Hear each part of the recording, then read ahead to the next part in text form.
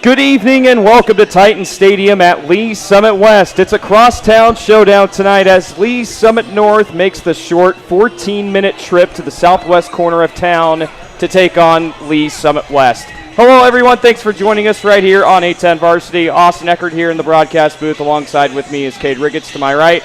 And we're both looking forward to this one. Should be a good one here between the Broncos and the Titans. Now as we get ready for kickoff here in a few moments, we'll quickly chat here about both teams and talk about, where they're both at coming into tonight's rivalry game. And with tonight's visitors, we'll start with the Lee Summit North Broncos as they're coming off of a bounce-back win at home over Liberty North last weekend, 27-20. The Broncos are led by interim head coach Deron Washington as he and the coaching staff over at Lee Summit North have done an unbelievable job of keeping this football team together in the midst of all the distractions and all the adversity that the Broncos have had to face this season. 5-2 overall, 4-1 in Suburban Gold Conference play. Started off the season 3-0 before essentially winning every other week in the past 4 weeks, dropping games at Bentonville down in Arkansas for an interstate road matchup, and dropping their first home game 2 weeks ago to undefeated Blue Springs South. And it's worth noting right away that the Broncos have won 4 straight and have won 7 out of the last 10 matchups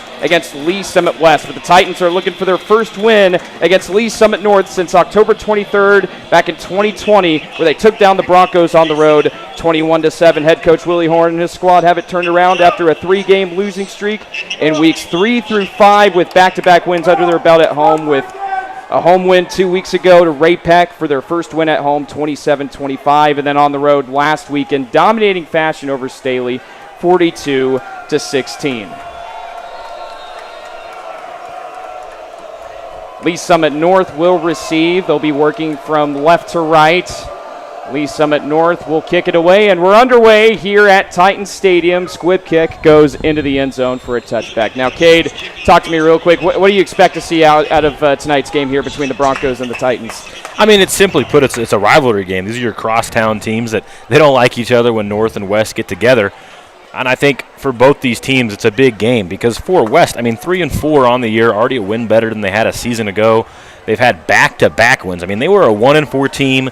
They could have fallen apart, but you want to talk about an impressive job by the other coaching staff for West keeping this team together. They've won, like I said, back-to-back games, Ray Peck and Staley, 2 competitive teams in the Suburban Gold. And then North, an impressive job by them keeping it together after their coaching changes and struggles, as they'll have to see if they can get an early 3-and-out here and get the ball to their offense. Edwards takes the snap here on 1st and 10, rolls out to the near side. It's complete right at the 25, and he'll get drugged down at the 32 as Dawson Edwards connects with Chris Harris on the first play of the game. It'll be enough for a Titans first down. A good roll out there by Edwards just to get himself a little bit of room to operate. And that's something that West has started to do a lot more than we saw from them in week 1. And that's just getting Edwards out in the open, give him some space to find somebody downfield, and that's exactly what he does there, delivering a nice ball. Edwards will hand it off, and not much room there as Merrick Rollison there, Corey Lillis got the carry and only got maybe a yard or 2. They're going to give him nothing on the carry. They'll bring up 2nd and 10. Corey Lillis, he's a guy for West. Last year he got a lot more action than we've seen from him this season. Last year he split carries about 50-50. And this season it's been a lot of Rollinson. So I get why you went to that name, thinking that's who the premier back has been for this West offense, as the officials are looking something over here, maybe a jersey issue going on. So Leaf Byers has to check out of the game. And it's interesting, whenever we got here in the starting lineups for tonight, the backup quarterback Noah Herrera lining up at wide receiver tonight. So we'll see how much West will utilize him, as we have a whistle blown before the snap was taken by Herrera, who lined up at quarterback. And this might be a false start penalty here on the Titans. But again, coming into tonight, it's actually going to be a penalty on Lee Summit North. Looked like an encroachment penalty. But again, Lee Summit North winning 7 out of the last 10 matchups against the Titans. And last time the Titans took down the Broncos, again, back in 2020. These two teams met about a year ago exactly to this date. Lee Summit North won that game at home 34-17. Herrera in the gun as he's going to hand it off. No, he'll keep it himself in. Nowhere to go as he is swarmed in the backfield. And it might be a loss of maybe 1 or 2 yards. You see Nas Palmer and Caleb Green right there on top of Herrera. Yeah, both of those linebacker. Green for North. He's going to be their leading tackler tonight. I'd almost put every dollar I got on it. He flies around this football field for the Broncos. He's going to be a big part of this defense, just stopping the run. If you can get West uncomfortable and force them to air it out, they make a lot of mistakes. Edwards has thrown his fair share of interceptions, and that's something you cannot afford when you are the lesser team in this game. Edwards in the gun with the back lined up to his right. He's going to motion out to the far side and throw over the middle and tipped it incomplete. Yeah, that was tipped by Green. And I said Edwards needs to be careful, and right there Green almost got away with what would have been a big-time interception for the Broncos, but a deflected pass harmlessly falls to the ground, and that's going to set up the Broncos' offense now in a 4th and 5, and the Titans are going to be forced to punt this one away. So the Broncos get a stop here early on. 3 and out here for Lee Summit West as Aiden Ouch will come on to punt this one away, standing back at his own 29. And back deep to receive is Josiah Robinson, and a high booming punt by Ouch. He fielded inside the 30, and it's muffed. And I think Lee Summit North maintains possession as Robinson muffed the punt. But Lee Summit North, they'll take over at their own 29 after getting a 3 and out defensively. And we'll get our first look here tonight at this Lee Summit North offense led by senior quarterback Stephen Thomas. And we saw a lot of the run game from Bryce Thompson and L.J. Brown last week in their victory over Liberty North. But what can we expect to see out of this North offense tonight? I think you said it right there with Thompson and Brown. You have 2 really solid running backs, and when you are the number 6 team in the Metro, you see a lot of these top teams, what they like to do is establish the run, and I think that's something they're going to get to early. And a pitch out to the far side, and maybe a couple of yards, maybe 3 or 4. And you can see Carson Sokin in the game at quarterback. He took the first snap, and I don't know if they'll keep him out on the field here, but worth noting that Sokin's out there taking the snaps at quarterback, so no Stephen Thomas for right now.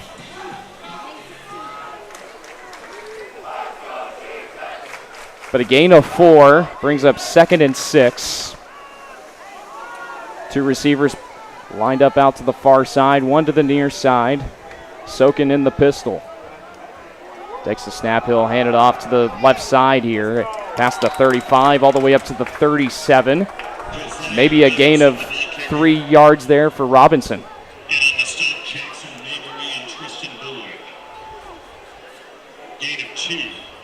Only a gain of 2 there. Yeah, just a short carry up the middle. And good run defense so far by West on both of these run plays on 1st and 2nd down by the Broncos. The Titans have done a good job of stopping the run before it got really going anywhere. And now a big 3rd and 3 for the Titans, trying to get their ball right back to the offense. Sokin once again in the pistol. Same formation as the previous play. Sokin takes the snap, looking to throw, fires far side, complete near the first down marker, but there is a flag back at the 33. This could be coming back on the Broncos. And that pass was completed on the far sideline, but out of bounds. I think he was going to be marked a yard short anyways, which would have brought up an interesting 4th and short for Lee Summit North, and they won't have to do anything here. Because like you said, that penalty is going to go against the Broncos and be accepted. So, an interesting call there by Horn. Obviously, you declined the penalty, would have been 4th and short. You accept it. It makes it 3rd and long now. You don't even have to worry about getting the stop on 4th down. And that just goes to show you, I think Horn was thinking they were going to go for it. So now after the penalty, it's a loss of 10 yards. So now 3rd and long, 3rd and 13. Lee Summit North is going to have to get all the way up to the 40 for the first. Sokin remains in the game at quarterback. 2 receivers lined up here on both sides. Sokin takes the snap in the gun, looks over the middle, looks far side, incomplete. And Sokin there looked like he tried to connect with Kavion Roberts, and it's going to bring up 4th down. So both teams, to start this one off, they get 3 and outs defensively. So a defensive start to this crosstown showdown tonight. And you got to think that penalty is what stopped this drive, Austin. I mean, if you give him the opportunity to hand that off to Thompson to get him 1 yard, you got to think he's going to get it for him, whether it was him or Brown. So a big penalty will stifle this first opening offensive drive for the Broncos and give Edwards and that offense another opportunity. Sokin boots this one away. A nice booming kick, fielded back inside the 35 and brought down at the 26. Yeah, never called for the fair catch there, so he's going to take a hit and be punished for it. A fair catch, and they would have laid a hit like that. It would have been an easy penalty. So we'll see what Lee Summit West does after getting a stop on defense to open up this ball game after going 3 and out on their first drive. Lee Summit North coming out in their black helmets, black bottoms with white uniforms with crimson lettering across the chest. And Lee Summit West coming out in their all-silver uniforms tonight. This isn't the first time that you and I, Kate, have seen Lee Summit West come out in their silver uniforms. 2 receivers lined up on the far side here on 1st and 10. A handoff up the middle as he makes his way all the way to the 31. Yeah, and we mentioned it. I think coaches sometimes do that. If you have a cool alternate uniform, you use it for big games, you save it for big games, kind of let your players get that extra bit of motivation. I could see it being one of those moves by West trying to motivate their players getting to rock the all-grays tonight. Again, I mentioned earlier the backup quarterback Noah Herrera lining up at wide receiver tonight to start this one off. He lines up here on the near side on 2nd and 6. Edwards in the gun with a back lined up to his right as Edwards takes the snap, fires near side, complete it to Chris Harris and tackled in the backfield. Nowhere to go. And another loss there. Looked like Jackson Ross got right to Chris Harris. It's going to be maybe a loss of 5. And we've seen all season long from this West team, they like to get Harris the ball behind the line of scrimmage. Reason being, he's got a lot of speed. If he makes one man miss, he can be off to the races. But right there, it was kind of a low throw by Edwards, almost skipped in there. Harris barely caught that one, and then he got punished immediately. So 3rd and long, 3rd down and 11. Edwards in the gun, trips out to the far side. Edwards dropping back to pass, fires over the middle. It's complete to the 30 to the 35. Just short of the first down marker. It's Chris Harris on the reception. We'll see what Lee Summit West does here on 4th and short. I do have to mention, last week, Lee Summit North, they went for it on 4th down twice on their opening drive. They were successful in the first attempt, and then in the second attempt, they were unsuccessful. It was a 4th and 1 situation and a 4th and 3 situation on the second 4th down situation, but Edwards going to take the snap here on 4th down, and he's going to get close to the first down marker. So Lee Summit West decides to go for it, and they're successful. And that's just a luxury right there for the Titans when you have a 6'5", 225-pound quarterback like Dawson Edwards. He's able to just get those tough yards for you. And for a lot of the players on North, he's bigger than them. He's bigger than almost every linebacker and defensive back on their team. So that's asking for a lot to make that one-on-one tackle. And he's able to just kind of storm forward on the quarterback draw and pick up a massive 4th down to keep this drive alive for Lee Summit West. And a big 4th down conversion on the 1-yard run by Dawson Edwards. 1st and 10 at the 40-yard line. Edwards heaves one over the middle, one-on-one, complete at the 20. They're going to roll it incomplete. I thought initially that the ball was caught at the 20, but dropped just in the nick of time as he came down with the catch, but it would have been a big play for Lee Summit West. Yeah, trying to get to Harris one more time over the top.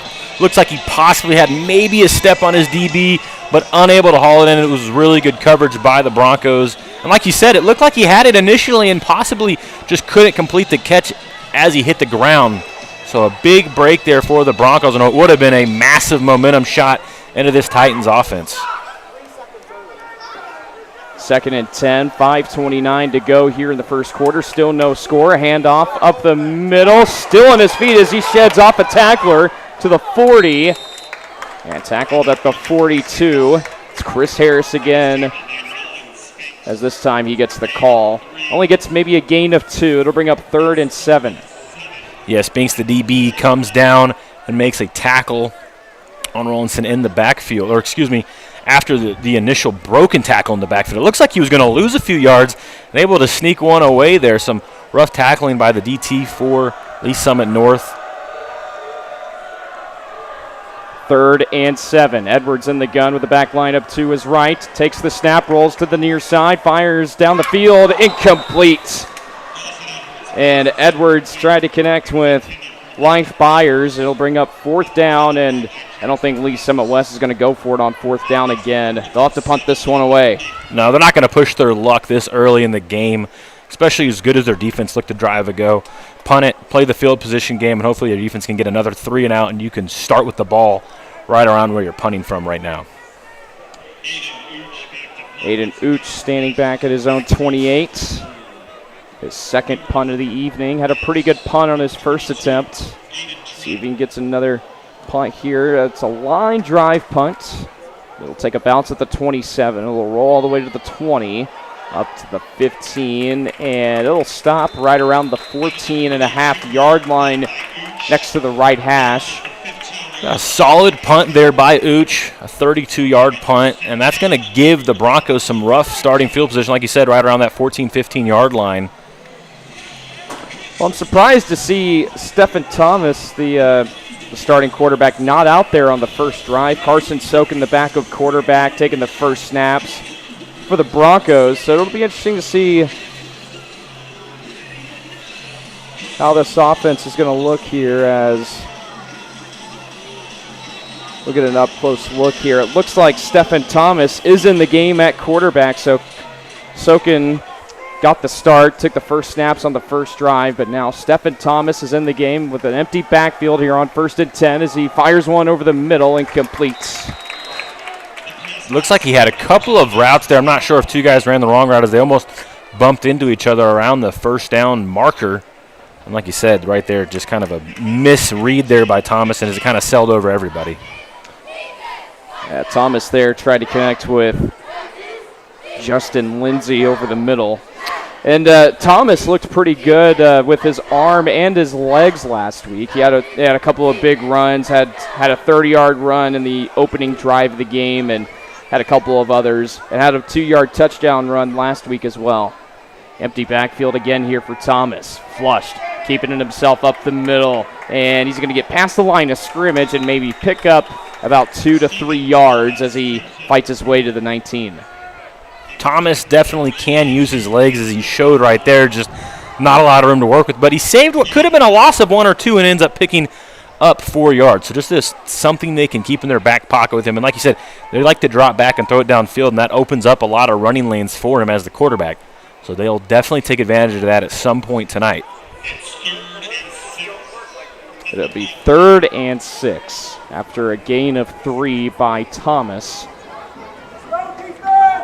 Some good coverage here from Lee Summit West. Another throw over the middle, complete. It's enough for a Broncos first down.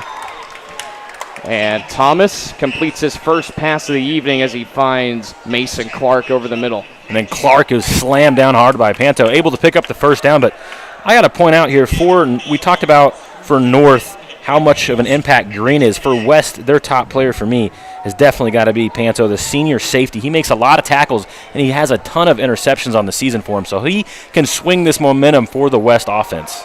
A handoff to the right side with an opening up the middle, and he'll get tripped up at the 42. It's L.J. Brown with the carry, the senior running back, getting his first carry of the evening. Didn't see much of him last week. It was pretty much the Bryce Thompson show. But another handoff here to Brown as he'll maybe pick up a gain of 1 or 2. As Lee Summit West, they were prepared for the run on the next play as we have a stoppage on the field. I don't know if there's an injured player, but it looks like there is an injury timeout on the field. So we'll go ahead and step aside for a brief commercial break. 3:12 to go here in the first quarter. Still no score. We'll be back in just a moment. My name is Bree McNally. I am actually a server downtown at Grunauer. Our 15-year-old son was in an automobile accident and he was taken by ambulance to Children's Mercy Hospital. So when I called Eric, he just, was upfront about everything, let me know what the process would be. So Eric was easy to communicate with. I could Facebook Messenger him, call the office, text him, and he was always super responsive and handled everything in a timely manner.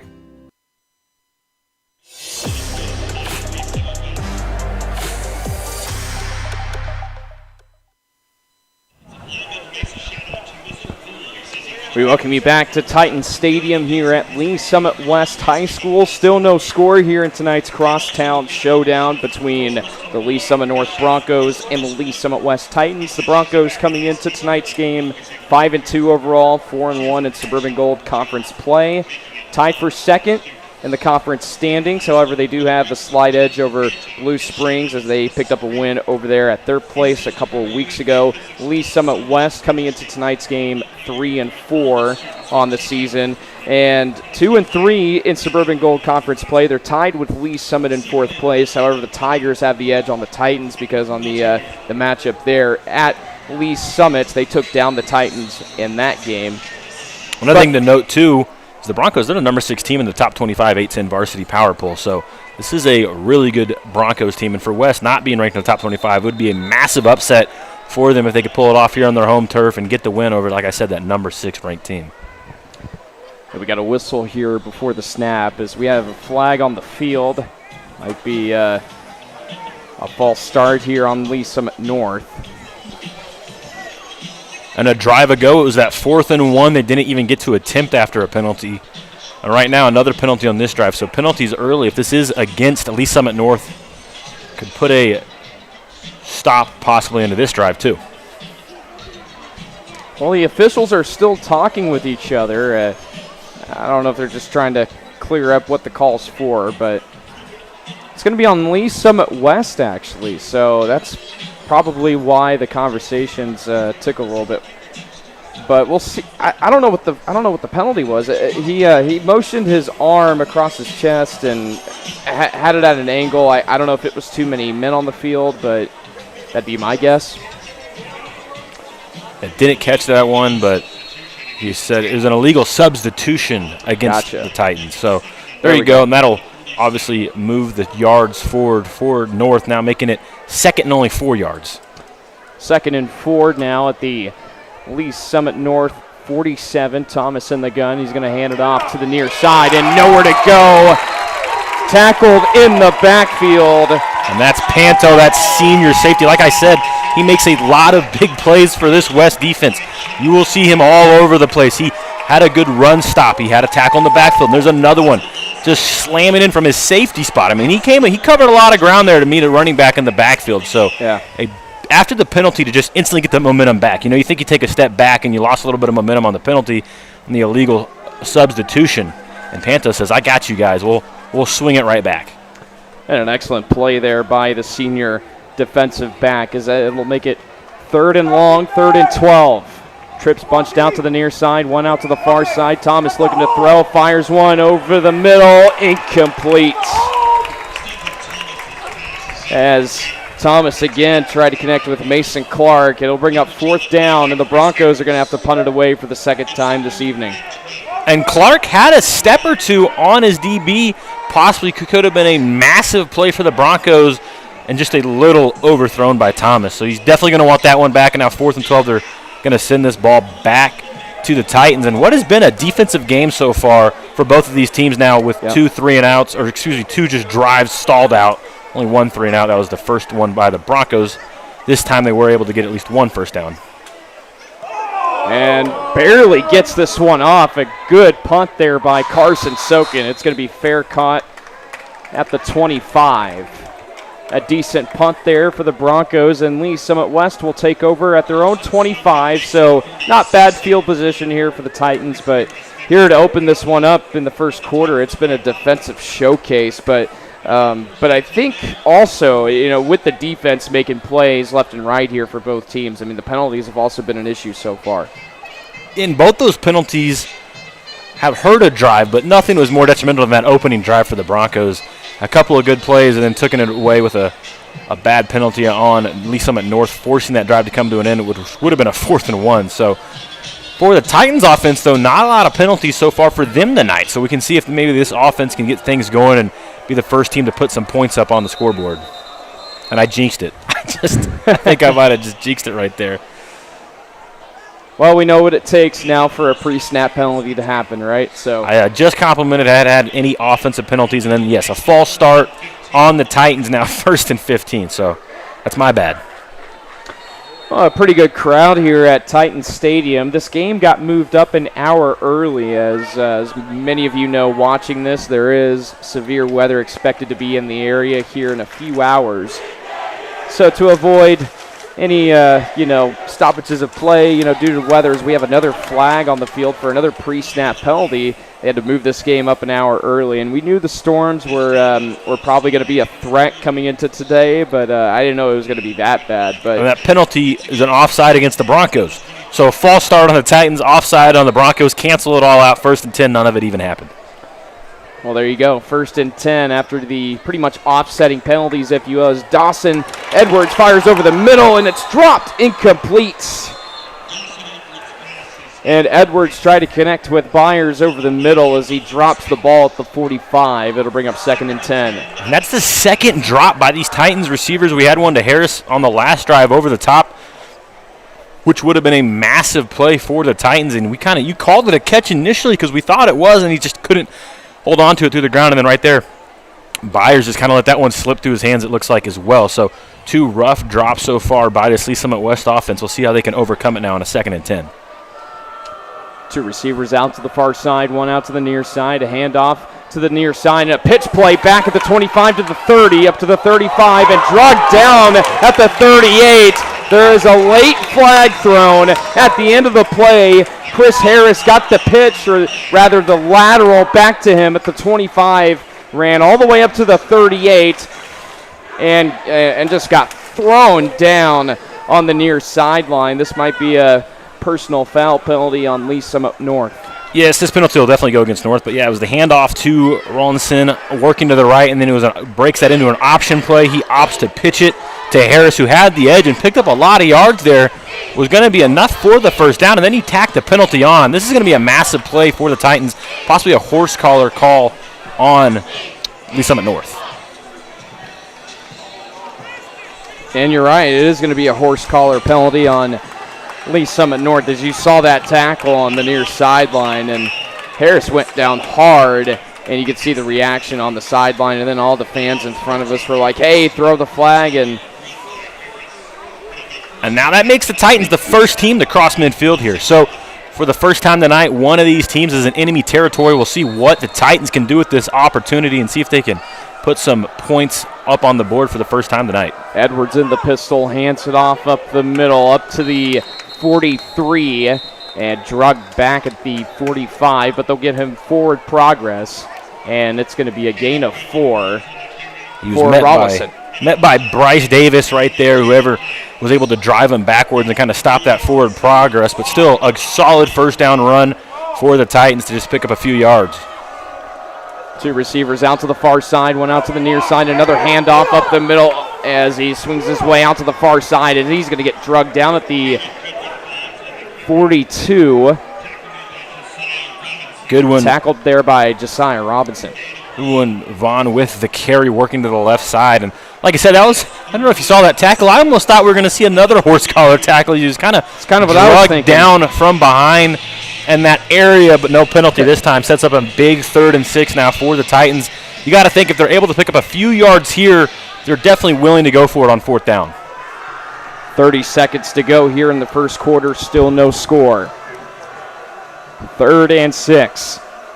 Herrera fakes the handoff, fires to the near side, complete, and dragged down out of bounds, and another flag thrown at the very end of the play. This might be another horse collar penalty. Chris Harris, same situation, same thing. Yes, once again, but I got to go back to what a play by Herrera there. The backup quarterback is slinging it there. the pressure was shown by the Broncos working off the left side. He rolled out right into the pressure, forcing him to dump the pass off fast to Harris. And then Harris, I think they might have called an unsportsmanlike, not a horse collar, for a late tackle out of bounds on Chris Harris, who was working that sideline. So once again, there's been about as many penalty yards against the Broncos on this drive as offensive yards for the Titans. So this time it's a personal foul penalty and not a horse collar penalty, but these penalties have just been hurting this Lee Summit North defense and have really been benefiting this Titans offense. As Lee Summit West will have it here on 1st and 10 at their own 20, or at the Lee Summit North 23, as Herrera fakes the handoff, and a good run there by the sophomore quarterback. And Herrera is only a sophomore. He's a little bit undersized compared to the 6'5" stature of Edwards, but a lot of speed right there, and he showed it able to squirm forward for a gain of around 4. Well, that's going to wrap it up for the first quarter as we hit triple zeros as we enter the second quarter. Still no score here between Lee Summit North and Lee Summit West. We'll go ahead and step aside for a brief commercial break. We'll be back in just a moment for the start of the second quarter. Does it roll? Does it swing? Does it have a busted spring? If you call Door Systems, we have everything. That's 524-8535. Ask for me, Dory. That'll get you 10% off, you know. Hey, I'm no ding-dong. Call us. Don't forget the 816, silly. Ask for me, Dory.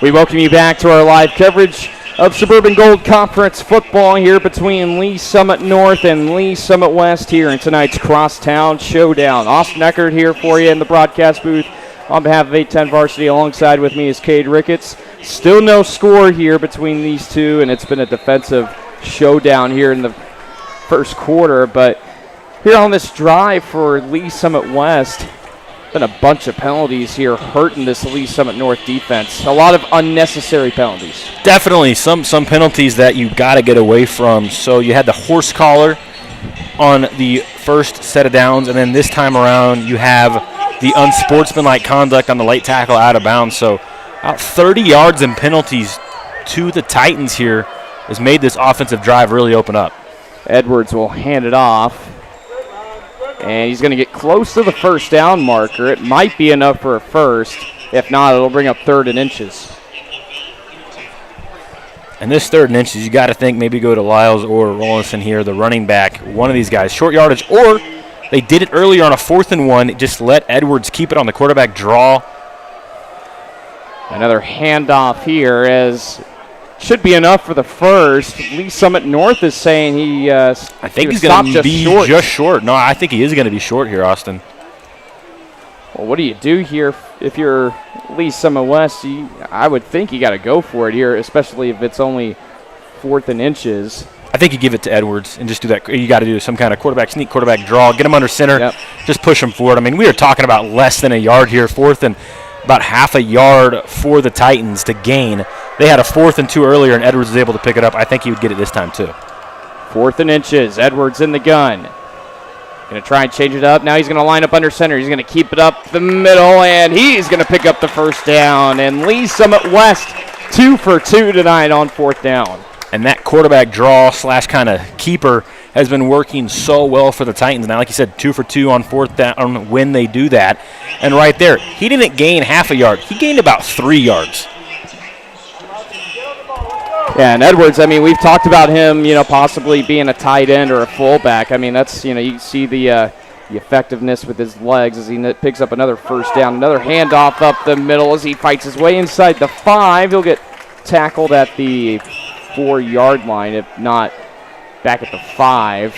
Goodwin Vaughn's getting quite a bit of carries here. That's his 2nd carry of the night, and he made the most of it, cutting definitely kind of a shifty back, a little bit of change of pace back for the Titans. Yeah, we haven't seen much of Corey Lillis except for that first play that we saw, but it's been Myrick Rollison and Goodwin Vaughn's, as you alluded to there, 2nd down. and goal, as Edwards will hand it off on the end around as he tries to find an edge, and Harris will get pushed out of bounds back at the 9-yard line. It's going to be a loss of 4. And Lee Summit North showing some good pressure up front. And for Harris there on that jet sweep, I mean, they're trying to get him working back to the left. He's your fastest player on the field, but the Broncos were just all out of that. And at some point for Harris, you got to quit working to your sideline and just cut up field and take your losses. He just kind of kept running backwards with no real estate to work with. So good pursuit angles by the Broncos, able to stop that jet sweep. Now 3rd and goal as Noah Herrera lines up at quarterback, lines up in shotgun with a back line up to his right. 1 receiver out to the near side, 2 out to the far side. Play action, Herrera rolling out to the far side, looking into the end zone, and he's just going to have to throw this one out of bounds as he couldn't find any options downfield in the corner of the end zone. And now 4th down, and Lee Summit West is going to have to come on and just try to tack on 3. And what a wise play by the sophomore quarterback, not just rolling off his back foot and lobbing that up into double coverage, throwing it away, possibly setting up for a Titans field goal, and just get on the board. This has been a really competitive game to this point on the defensive standpoints. And you're in this position because of penalties. 30 yards and penalties have really set the Titans up for this field goal attempt. Truman Brinton coming on to attempt a 26-yard field goal. Snap is down, kick is up, and it is good. And Truman Brinton's 26-yard field goal attempt makes it 3-0. Lee Summit West, they have the lead for now here in the second quarter with 9:48 to go. We'll go ahead and step aside for a brief commercial break. We'll be back here in just a moment. Does it roll? Does it swing? Does it have a busted spring? If you call Door Systems, we have everything. That's 524-8535. Ask for me, Dory. That'll get you 10% off, you know. Hey, I'm no ding-dong. Call us. Don't forget the 816, silly. Ask for me, Dory.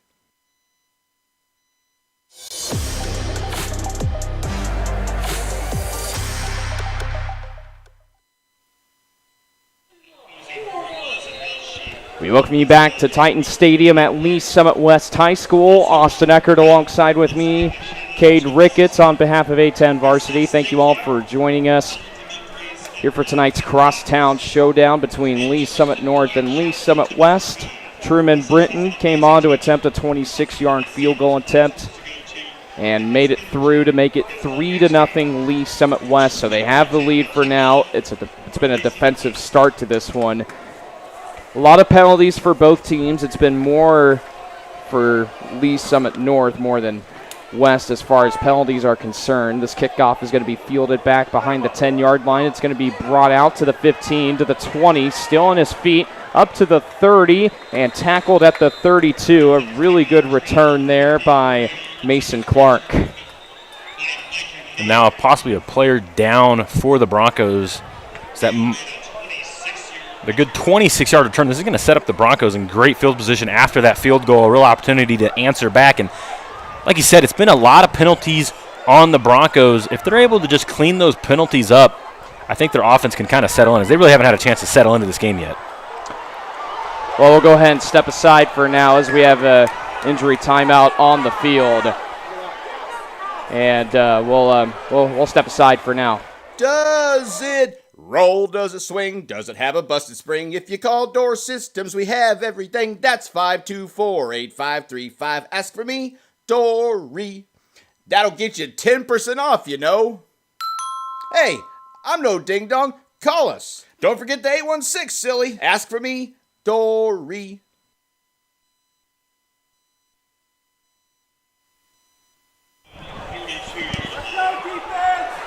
And we're back live here at Titan Stadium as Lee Summit North will take over at their own 32 after a really good kickoff return. Stephen Thomas in the gun with a back line up to his right, a handoff up the middle, and maybe a yard or two. Nothing much going there for the run game.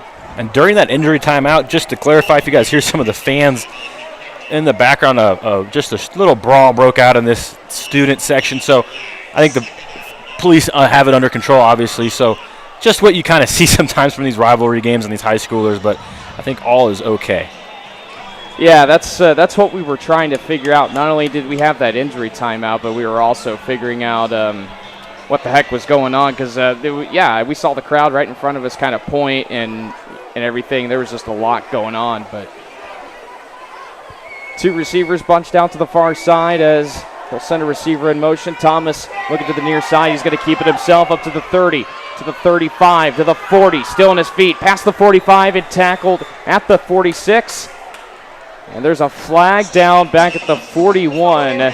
And this will be interesting to see if this comes back on Lee Summit North. Penalties have been hurting the Broncos here on both sides of the ball. And anytime a play like that happens where the quarterback can kind of play breaks down, rolls out, makes a guy miss, and just takes off, I got to hedge my bets on possibly either a defensive holding, which forced his read not to be open, or an offensive holding here against the Broncos, kind of just as the play was going on, just trying to grab anyone you could to get a block because you knew your quarterback was taking off. But right there, regardless of what the penalty is, we kind of showed you Thomas, he's got wheels, and he showed him right there a play that was seamlessly completely blown up. Nowhere to go, trying to avoid the sack. He takes off and picks up 12 or 13 yards, which would have been good enough for a Broncos first down, but it looks like this penalty will go against the Broncos.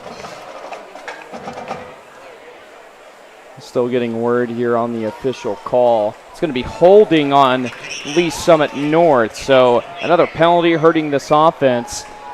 And it was a really good run there by Stephen Thomas. I mean, that's kind of, it's kind of what you saw last week in that 27-20 win over Liberty North. I mean, that's kind of what he did all game long. I mean, the coverage in the secondary by Liberty North was really good. I thought it was solid, but until, I guess, the final play of the game where Thomas connected to William Ray for about a 50-yard touchdown to pretty much put the ball game away, when really they just needed one first down to put it away against the Eagles, as Thomas hands it off to Thompson as he makes his way to the 35, and he'll get pushed back at the 33, but they'll give him forward progress, and they'll mark Thompson down at the 36. And so much speed between that quarterback-running back combo of Thomas and Thompson in the backfield. We just have not really been able to see it, and I got to think a lot of that falls on these penalties. Some of their plays they've had that have been successful have been wiped away by penalties, as the Broncos already have almost at least 6 penalties against them in this game, and we're not even at halftime yet. Empty backfield here for Thomas. Trips out to the near side. Thomas looking to throw. Fires near side. Complete. It won't be enough for a first down. Good coverage by Lee Summit West. And who else other than Panto, the safety, already have a handful of tackles right there and stopping. If he wasn't there, it would have been a first down, so he blew up the play, stopped him right before he had enough yards to gain. That's going to bring up a 4th and 3rd and force the Broncos look like punt here. Now down by 3 and giving the ball back to the Titans offense, who just had a really good drive. Well, Lee Summit West, they got pretty close to that previous punt from Carson Sokin. He's come on to punt twice so far. This will be his 3rd punt of the evening. Standing back at his own 28. Boots this one away. A line drive, wobbly kick, fielded behind the 30. It'll be brought out by Harris to the far side. Crosses midfield, still on his feet to the 40, and tackled at the 39 maybe. Possibly a touchdown saving tackle. Otherwise, Chris Harris would have made it 9-0. And what a return by Harris. They're able to catch that punt in complete stride. Great ball tracking ability by him to read that punt and get underneath it, and then he was off to the races. And like you said, a touchdown-saving tackle by the Broncos, and even better for the Titans, no flags on the field. A lot of times you see a kickoff return like that, there's a flag somewhere that kind of sprung it to happen, but no flags, all clean, and now the Titans have great starting field position, trying to possibly be the first team to score a touchdown, and if they do, they'd go up 2 possessions on the Broncos, which would be obviously, I think, a shock to the Broncos coming in here, number 16 in the 8-10 varsity top 25. An interesting formation here for Lee Summit West. A rather fun lineup here on 1st and 10. And a little fake here. And Lee Summit North read it well. Noah Herrera tackled in the backfield. Tackled all the way back at the 47. I'm not sure what Lee Summit West was going for right there, but Lee Summit North, they were ready for that. Yeah, that play was going nowhere. McDaniel, the defensive tackle for the Broncos, blew that one up. I couldn't even tell you what formation that was. I don't know what just happened or what the Titans were even trying to do there, but no one was fooled, and the Broncos blew that one up for a loss. So it'll make it 2nd and 11. Only a loss of 1. Looked like it should have been a loss of 4 yards. Edwards in the pistol. He's going to hand it off. No, he'll keep it. And he'll get all the way up to the 39, only a gain of 2. It'll bring up 3rd and 9. Now for Lee Summit West, you got excellent field position here on your 4th drive of the game. You got a field goal. You have the 3-0 lead. I mean, if you're Lee Summit West, you're thinking, man, if we could punch it into the end zone, that'd be a great way to go into the half. Yeah, and they're in a big chance here of just really squandering what could have been great starting field position after that mishap on the trick play. They tried running, and then right there, the quarterback keeper for Edwards, and he just had nowhere to go. Edwards with the back lined up to his left. Screen pass out to the far side, and tackled at the 36. He's going to be short of that first down marker. It'll bring up 4th and possibly 6 or 7. Not to make a 6-7 joke, but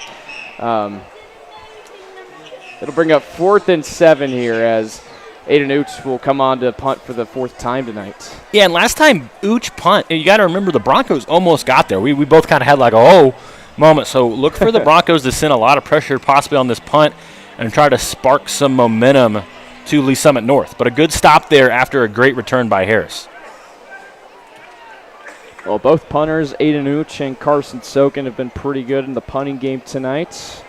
And a booming punt there as this one will bounce into the end zone for a touchback. That's about the best case scenario for the Broncos, is that punt going out of bounds, giving them a touchback. A little bit too much mustard on that one from Ooch. And now the Broncos are right back out here, and we've seen it in the last drive they had a penalty. The drive before that they had a penalty. Their defense has had a lot of penalties. So I think if you're the Broncos, you just really need to have a clean drive here and see what this offense can do. Like I said, there's a lot of speed on this team. They have a lot of big play capability. You don't have those penalties and you break a big play, you got to hope this works out for them and they can finally get going. Yep. So Lee Summit North will take over at their own 20 after Aiden Ooch's punt went into the end zone for a touchback. Lee Summit West had pretty excellent field position after a great kickoff return by Chris Harris, but Lee Summit North gets the stop on defense. A handoff up the middle, and a first down and more. A gain of maybe 13 there for L.J. Brown. And a punishing run by L.J. Brown there. Met the linebackers and lowered his shoulder and ran through him. And a great 15-yard pickup there by Brown. And this Broncos offense, good job by the line up front, kind of springing him. He didn't get touched until he was around the first down marker. We have a timeout on the field as Lee Summit North will use their first of 3 timeouts here in the first half. We have 4:40 remaining here in the second quarter. The clock is still ticking, so hopefully they'll get that cleared up with the game clock. But we have about 4:40 remaining here in the first half. 3-0 Lee Summit West leads it. We'll go ahead and step aside for a brief commercial break, and we'll be back here in just a moment.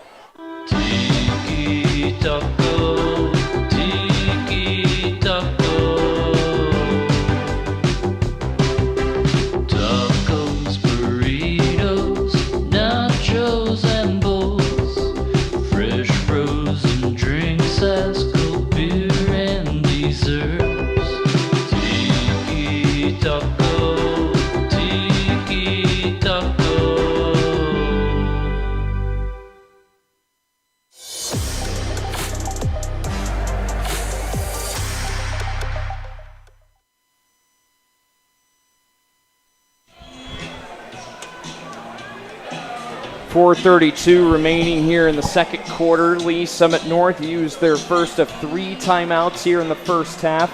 3-0. The Titans lead it here in tonight's Crosstown Showdown. Austin Eckert here for you. Alongside with me is Cade Ricketts here on behalf of A10 Varsity. Thanks for joining us. Lee Summit North, they have the ball at their own 35. Looking to try and put some points on the scoreboard going into the half. But just what have you seen from this Lee Summit West defense, and why do you think they've held the Broncos scoreless so far? Just playing full speed, all out go. They're not worried about making a mistake. They're just shooting in there, and they're blowing up a lot of these runs before they get going, and they're stopping a lot of the kind of screen plays the Broncos like to establish. A handoff and nowhere to go. Tackled back at the 31 as a swarm of Titans were right there on top of Malachi Brown, the junior running back. we'll see him in there as well, getting some carries. We saw a lot of Bryce Thompson last week in their 27-20 win over Liberty North, but so far this evening, for at least the most part, it's been LJ Brown and Malachi Brown getting those snaps. And, I was just alluding to that full speed, and you saw it right there in that carry just blowing up in the backfield before he really had anywhere to go. Play action from Thomas. Looking downfield, he's flushed, and he's going to roll out to the near side. He's still on his feet at the 30, and he's going to get tackled at the 31. It's going to be a loss of 2 on the sack as Stephen Thomas just couldn't find an open receiver downfield. And the Titans brought pressure right away as we have a timeout on the field. It looks like it'll be timeout on Lee Summit West this time. So they'll use their first of 3 timeouts here with 3:46 to go in the second quarter. We'll go ahead and step aside for a brief commercial break. We'll be back here in just a moment. Does it roll? Does it swing? Does it have a busted spring? If you call Door Systems, we have everything. That's 524-8535. Ask for me, Dory. That'll get you 10% off, you know. Hey, I'm no ding dong. Call us. Don't forget the 816, silly. Ask for me, Dory.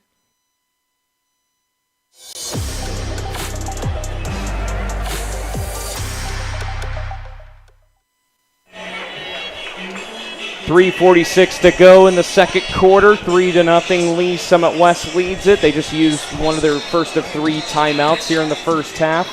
It's 3rd and long after a couple of runs here from Malachi Brown and LJ Brown have just gone nowhere, and Stephen Thomas just got met in the backfield for a loss of 2.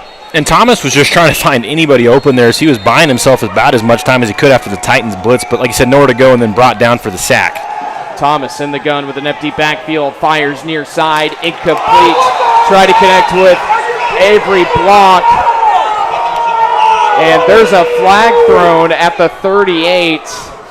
And this could be pass interference on the Titans, but we'll wait the call on the field. Yeah, it looks like it's probably going to be defensive pass interference against Taylor Brown, the senior corner for Lee Summit West, which would be a actually holding on him.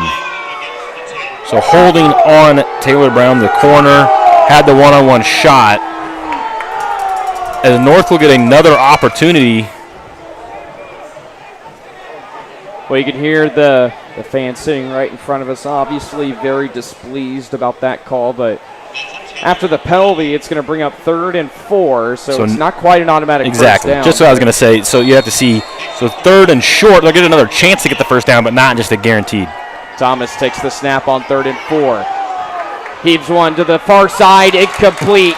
Trying to connect with William Ray, who we haven't seen much of tonight so far.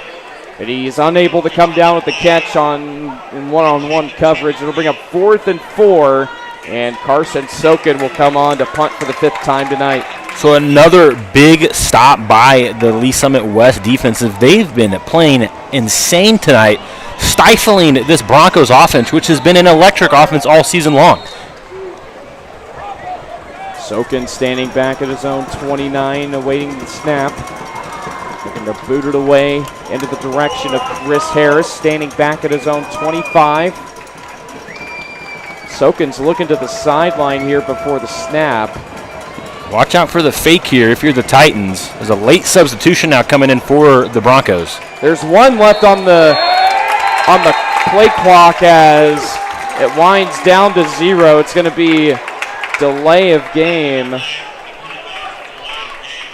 going to be delay of game on Lee Summit North. So there was a late substitution when the play clock was down to 3 seconds. So now Carson Sokin will have more of the field here to boot this one away. He's going to have to pin the Titans deep in their own territory. He's going to need a good punt. He's been punting good so far tonight. So we can get another good one here. It's a high booming punt. It'll be fair caught by Chris Harris at the 31. So a decent punt there from Carson Sokin. Chris Harris comes up with a fair catch at the 31. That's where Lee Summit West will take over. They have a 3-0 lead with an opportunity to make it a 2-possession game going into the half. Just 3 minutes and 18 seconds left for the Titans. So I know we talked about on that scoring drive where they were able to find the field goal. They had a lot of penalties go in their favor. Right now, you got a decent amount of field you got to cover and not a ton of time to work with. So I look for them to maybe go to Harris on a screen play, see if you can break one downfield. We saw him do that when they played Rockers when we were on that call. So they have some big play capability from even behind the line of scrimmage. 2 receivers lined up on both sides. Edwards takes the snap as he heaves one over the middle down the near sideline. Incomplete. And a flag thrown at the 12 as there was some contact towards the end of the play. In one-on-one coverage, this one's going to be a huge pass interference penalty or maybe a holding penalty. We'll see which one they give. I believe it's going to be pass interference on the Broncos, defensive pass interference, but this isn't the NFL. It's not a spot foul, so it's not like the Titans are going to move the ball all the way down to the 10-yard line. Right. But it will be enough for a first down and should give them better field position to try to find some points. And isn't that crazy? Like, with the pass interference penalties in the NFL, the spot, where the pass interference penalty is, it moves you all the way up. I mean, just insane to think about. You got to punish the pros a little bit harsher than the high schoolers. That's true. So the pass interference penalty will move Lee Summit West all the way up to their own 46, and it will set up shop for the Titans for 1st and 10. As Edwards lines up in the gun with a back lined up to his left. Trips out to the far side. One receiver out to the near side. And handoff to the right side. And Lewis is going to probably get 2 or 3 yards. They'll give him 3. And bring up 2nd and 7. And that was Herrera who had checked in there. I've seen a lot of the run plays for the Titans have been these read options, and they put Herrera in at quarterback for them, that time making the executive decision to hand that one off. 2nd and 6. Edwards looking down the field. He's going to keep it himself up to the 45 as he fights his way for a first down. Tackled at the 41 as he put his shoulder into the defender that was standing right in front of him and picks up an extra 3 yards. And Edwards continues to have a steady insurance game here, just taking what is given to the offense and finding the positive yards all night long. Another handoff up the middle to Chris Harris as he's close to the first down marker, but he's going to get tripped up at the 32. That'll bring up 2nd and 1. Another good run there this time by Chris Harris. And Harris checking in at the running back position there, something different for the Titans. You don't see a lot of that, usually their primary receiver. But when he's got that kind of speed, you try to give him the ball any way you can. Edwards looking down the field, fires over the middle, complete at the 25, shoots the defender at the 20, still on his feet at the 15, spins out of another tackler, and tackled at the 10. It'll bring up 1st and goal for Lee Summit West. And now we hit just about the 2-minute mark here in the second quarter, and West has a massive opportunity to go up by 2 possessions. Last time they were down here, they did stall out and settle for the field goal. So they're going to have to get a little bit more creative this time in the red zone. Herrera lining up at quarterback as we have a timeout on the field. Lee Summit North is going to use their 2nd timeout here in the first half. But we'll keep it on for now with 1:48 to go. Lee Summit West knocking on the door, looking to punch it in for the first time tonight. However, they do have a field goal tacked on the scoreboard thanks to a 26-yard field goal attempt. Put through the uprights by Truman Brenton. So with 1:48 to go, I mean, what do things look like here for both teams? For Lee Summit West, if you can get a touchdown here to put you in a great spot going into the half, I mean, but for Lee Summit North, I mean, you got to figure that maybe, hey, they're probably hitting the red alert button right now. It's a little early for me to hit the red alert button. If they do score a touchdown, it would be 10-0 for the Titans, but it hasn't happened yet, and they can still get a stop here. Or even if you get a big penalty against the Titans, that could completely stall this drive out, and they'll have to settle for a field goal. So a lot of things can still happen for the Broncos, but I think at the bottom line is for Lee Summit North, they've got to figure something out on offense. So far, they have not crossed even the midfield marker in this football game, and that's really hats off to this Lee Summit West defense, who's been all over the field, flying around, making tackles in the backfield. And then some untimely penalties again on the defense and on the offense for the Broncos. So first and goal at the 10. Herrera in the gun with the back lined up to his left. Herrera fakes the handoff, fires to the far side. It's complete. Dukes at the 5, into the end zone. Touchdown, Lee Summit West.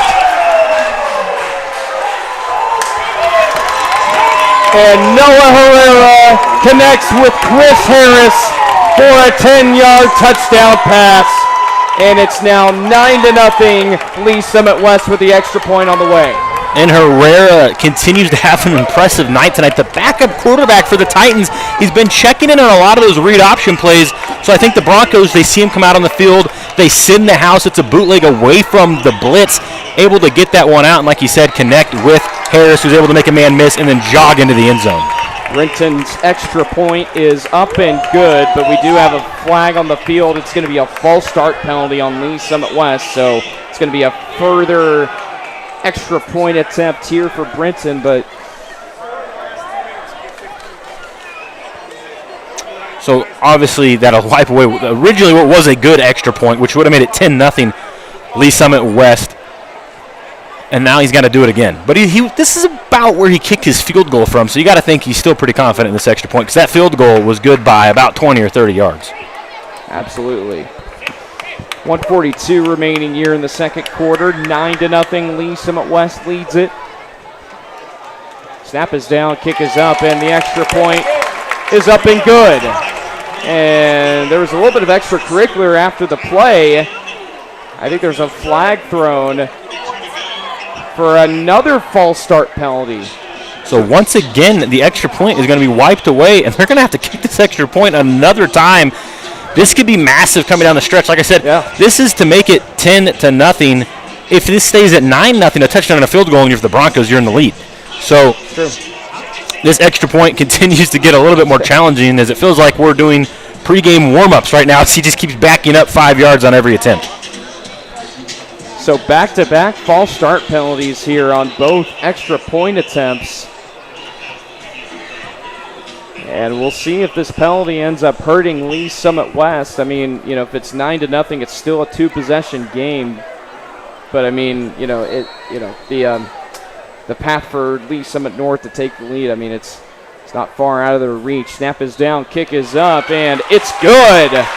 And let's take a moment to look around. I don't see any penalties, so we can throw that extra point finally up on the scoreboard for the Titans. So now a two-possession lead for the Titans. They've came out and they've sucker punched this Broncos team, and they are playing with momentum and swagger as they continue to grow on this lead. And for the Broncos, you still have a minute 42. A lot of opportunities.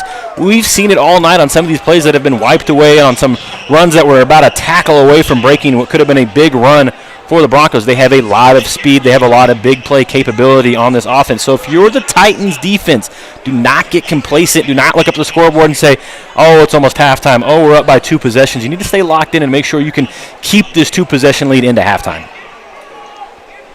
So Lee Summit West, they hold a 10-0 lead here at home, looking for their first win over Lee Summit North since 2020.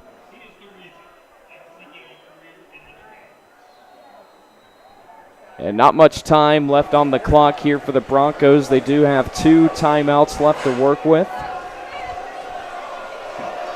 We'll see if they can get a score here before the end of the half. 10-0, Lee Summit West leads it. And kickoff will be fielded back at the 12-yard line. It will be brought out to the 25, to the far side, to the 30, to the 35, to the 40. Out at midfield. And that is where he'll get pushed out of bounds. A good return by Mason Clark. And the Broncos are going to have decent field position here for the next drive. And what a return by the Broncos there. We just talked about not getting complacent if you're the Titans and not giving up a big play. And they didn't give it up on defense, they gave it up on special teams. And now the Broncos, they only need 20 or 30 yards, and they're in field goal range to make this, cut it back to a 7-point game. So a lot of things to see how this drive goes for the Broncos, which they've had a rough first half. There's not been a lot of first downs. They haven't crossed midfield. but now they're gifted an opportunity by a good return to find their first points of this football game. 1st and 10 here at the 48-yard line. A handoff to the left side as he crosses midfield, gets pushed out of bounds near the 45. And L.J. Brown makes his way to the 44. And a good run there. It'll bring up 2nd and 6, or rather 2nd and 5. And you mentioned it. L.J. Brown has gotten a lot of carries.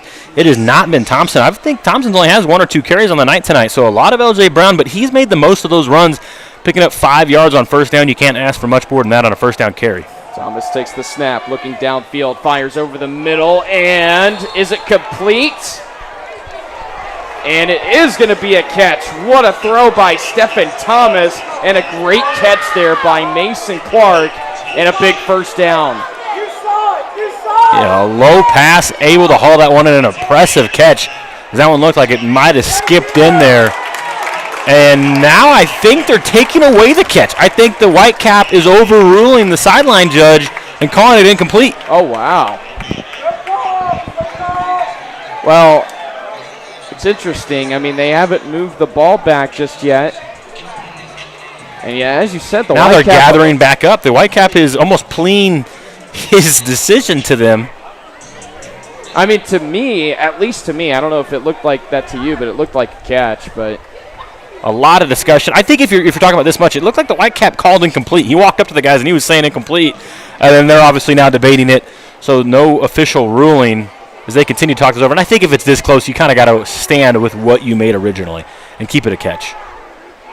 But a lot of discussion going into what do you think about a 13-yard pass, which for the Broncos, that would be one of their top plays of the night tonight, as this offense has had a lot of dropped catches. They've had a lot of overthrows, just a little bit of miscommunication when they're trying to air the ball out. So nothing confirmed yet on a catch or not. Like we said, it was ruled a catch. The Whitecap called incomplete, and then a discussion ensued.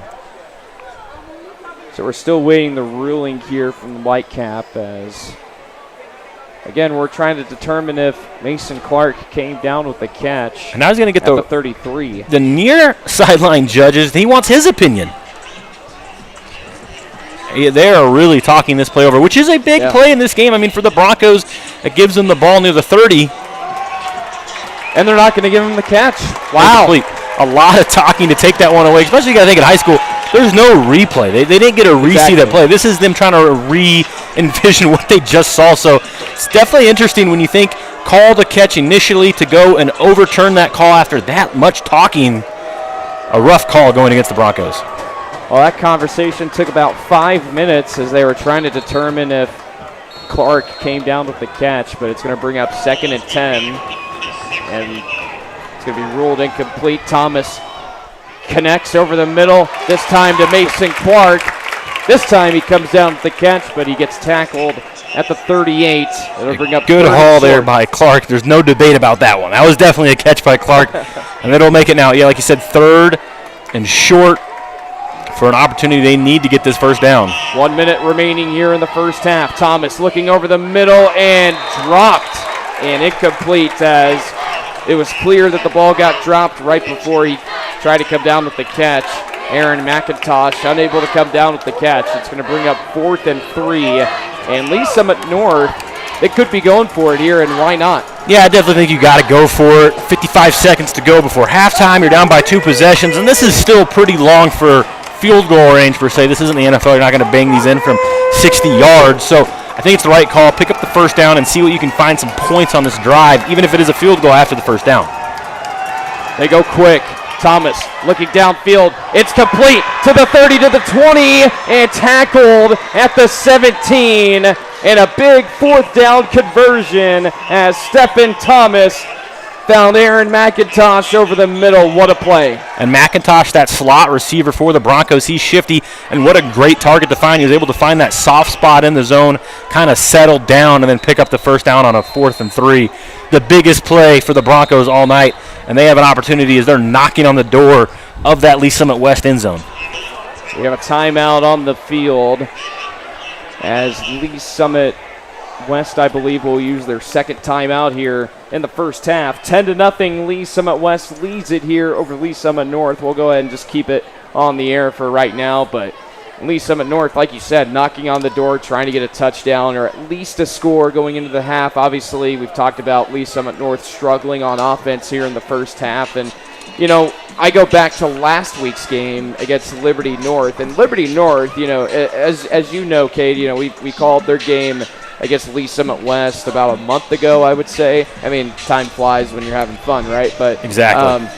But, I mean, that defense for Liberty North is pretty stellar. And especially, it all starts up front for the Eagles. And they were really getting after Thomas in that running game. But Lee Summit West, I mean, they came ready to play, especially up front defensively. And if that's the case, it looks like they took a page out of their playbook for North, because the West has been getting after the screens, after the run, sending pressure. I mean, Thomas has been disrupted in the pocket a handful of times, but this drive, what they've been doing is quick throws, get it out of your hand fast. Thomas heaves one into the end zone, one-on-one, and it's caught! Touchdown, Lee Summit North! It's a 16-yard touchdown throw by Stephen Thomas, and the Broncos are on the board. Yeah, just a 50-50 ball, and the big man comes up and grabs it in the end zone. Easy play, or at least made it look easy. Great touchdown by the Broncos, and you couldn't ask for a better answer. They just went down 10-0 with around 1.5 minutes to go. They get the good return, start at midfield, and then 50 yards later, they're singing touchdown. Is now the extra point attempt for Lee Summit North. Snap is down, the kick is up, and it is good. And it's actually no good. And no good wide right there. I get it from our angle. It looked a little good, but yeah, if you wait for those judges there waving no good, as he just missed that one to the right of the field goal post. It's really hard to tell. I mean, I think from our angle, because last week we had a couple of missed extra points, and it was hard to tell at that point, if the ball, even went through the uprights. It looks like it, but just with the way, you're sitting pretty much on top of the press box and you're looking at the uprights at a certain angle. But William Ray comes down with a 16-yard touchdown catch from Stephen Thomas.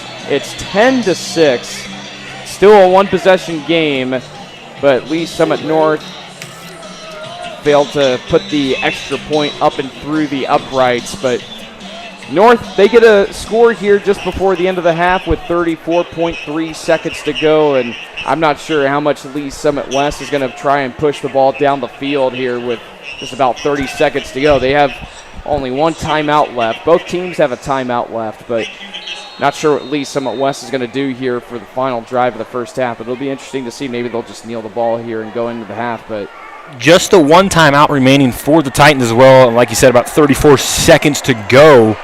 So this will be interesting. I think you maybe take a shot. If nothing happens, you need it out. But I think you're safe if you can air it downfield far enough, maybe get a penalty, something to keep moving you forward. As we know, the Broncos have had a handful of pass interference calls tonight. And a squib kick here. It's going to be fielded back at the 8-yard line. It'll be brought out to the 25, out to the far side to the 30, and tackled, rather pushed out of bounds at the 33. So now 29.5 seconds left. And Edwards has a cannon. I think you got to let him drop back and just see if he can send one. And, the guy I'd be throwing it to is no shocker to anybody here. I'd be launching to Chris Harris, number 9. A lot of speed. See if he can get a little bit of separation deep. And I think if you're the Broncos on the flip side of that, you got to protect the deep pass, especially if they don't just come out in that victory formation. Yeah, that's what I was about to ask you. I mean, with the big arm that Dawson Edwards has, do you let him, chunk one down the sideline for maybe 40 or 50 yards? And he's definitely capable of throwing the ball deep down the field, but Lee Summit West will get the ball at their own 34 here for 1st and 10. 29.5 seconds to go. 10-6. The Titans lead it. And Edwards is in the slot. I don't know if you caught that, so it won't be him throwing it. And it's going to be Chris Harris to take the snap. He's going to keep it himself to the near side. Gets all the way up to the 35 and pushed out of bounds at the 39. So that stops the clock at 22.6 seconds. So Chris Harris lines up in the Wildcat formation and takes the snap and gets a gain of 6. A positive 6-yard gain, and he got out of bounds, so he's going to stop the clock at 22 seconds. So still anything they can do here is this time Edwards looks like he might check in at quarterback. A little bit shorter for him to throw the ball, It's like you said, just a gain of 6. Edwards takes the snap here on second down. Rolls out to the far side. He's flushed in the pocket. Still on his feet on the near sideline and incomplete as he tried to connect with Noah Herrera, the backup quarterback, down the near sideline, but nothing going there for Edwards. Met with some pressure right in his face when he rolled out to the near side. It's going to bring up 3rd and 4. Yeah, Edwards is just trying to buy any time in the pocket. A lot of pressure by that Broncos front 4. Edwards almost rolled himself out, like he said, into a sack, so able to escape that was impressive. But then just throwing that one away as Herrera did catch it, but about 3 yards out of bounds. 13.1 seconds remaining. 3rd and 4 at the 39 of Lee Summit West. Edwards is just going to hand it off up the middle to the near side of the 45. Crosses midfield, and Harris almost loses the ball, but he's going to get pushed out of bounds at the 43, and that stops the clock with 6 seconds exactly. And I think Lee Summit West will try to heave one into the end zone before the end of the half. And what an interesting play by the Titans. It was a handoff to Harris. We'd seen that just for the second time tonight. He lined up at running back and took the carry. But if you noticed, everyone on the offense kind of was walking. No one was really running full speed there other than Harris. And when he took off, it's like the Broncos' defense almost matched the speed of the Titans' offense. So what a weird wonky play there by the Titans. And like you said, Harris, I think he did lose the football. I think it popped out and he was able to catch his own fumble and then get out of bounds. So a nice opportunity for the Titans here. Only 6 seconds to go. I think you're just taking a shot now. And if you're not, I don't think you do a run or anything like that. So a jet sweep got some yards. The run there with Harris picked up a few more. And I think now this is Edwards' opportunity to launch one into the end zone and see if you can get lucky with a big-time touchdown. So 6 seconds remaining. Lee Summit West, they'll go into the half with the lead unless there's just a big old pick six to end the first half. But you never know. I wasn't going to say that. I don't want to put that kind of mojo out in the air, but since you said it, I guess now anything's possible. Well, it's football. You always got to expect the unexpected, right? That's the beauty of this game. There's a lot of things that can happen in football, and most of the time, all the unexpected, occurrences usually happen. Yeah, especially in rivalry games, you just never know. Last play of the first half here as Edwards fires one into the end zone. No one there home, incomplete. And Edwards with a great throw, but there was just no one there. And the closest target was Robinson, the defensive back, so almost intercepted by Lee Summit North, but like I said, incomplete out of the back of the end zone. And that will make our halftime score Lee Summit West 10, Lee Summit North 6. The Broncos were able to answer back in that last closing drive they had. No good on the extra point, but still anybody's game, only 4 points separating them. So Lee Summit West, they knock in a 26-yard field goal and also a 10-yard touchdown throw from Noah Herrera to Chris Harris. And then William Ray came down with a 16-yard touchdown reception to make it 10-6. The extra point was missed wide to the right. So it's now 10-6, Lee Summit West. Can they hang on and pull off the upset here at home here in tonight's Crosstown Showdown?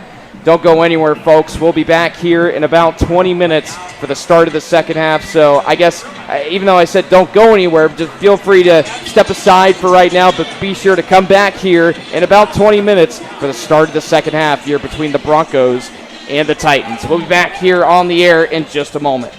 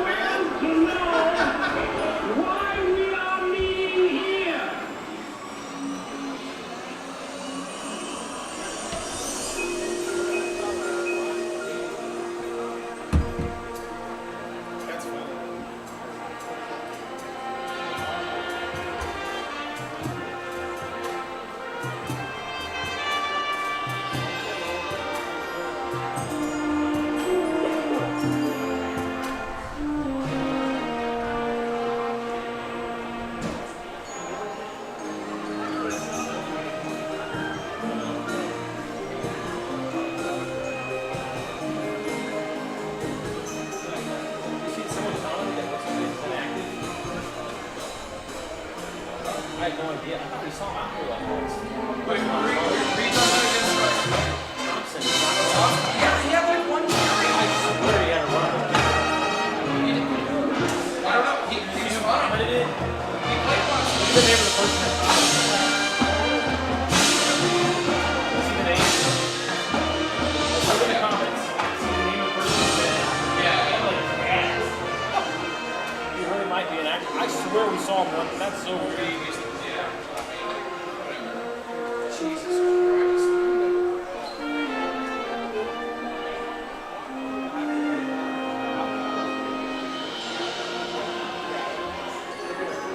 I swear we saw him. It's okay. If he wants to broadcast games, it's not easy. Now, if this was college or pro, there's absolutely no excuses, right? Because you know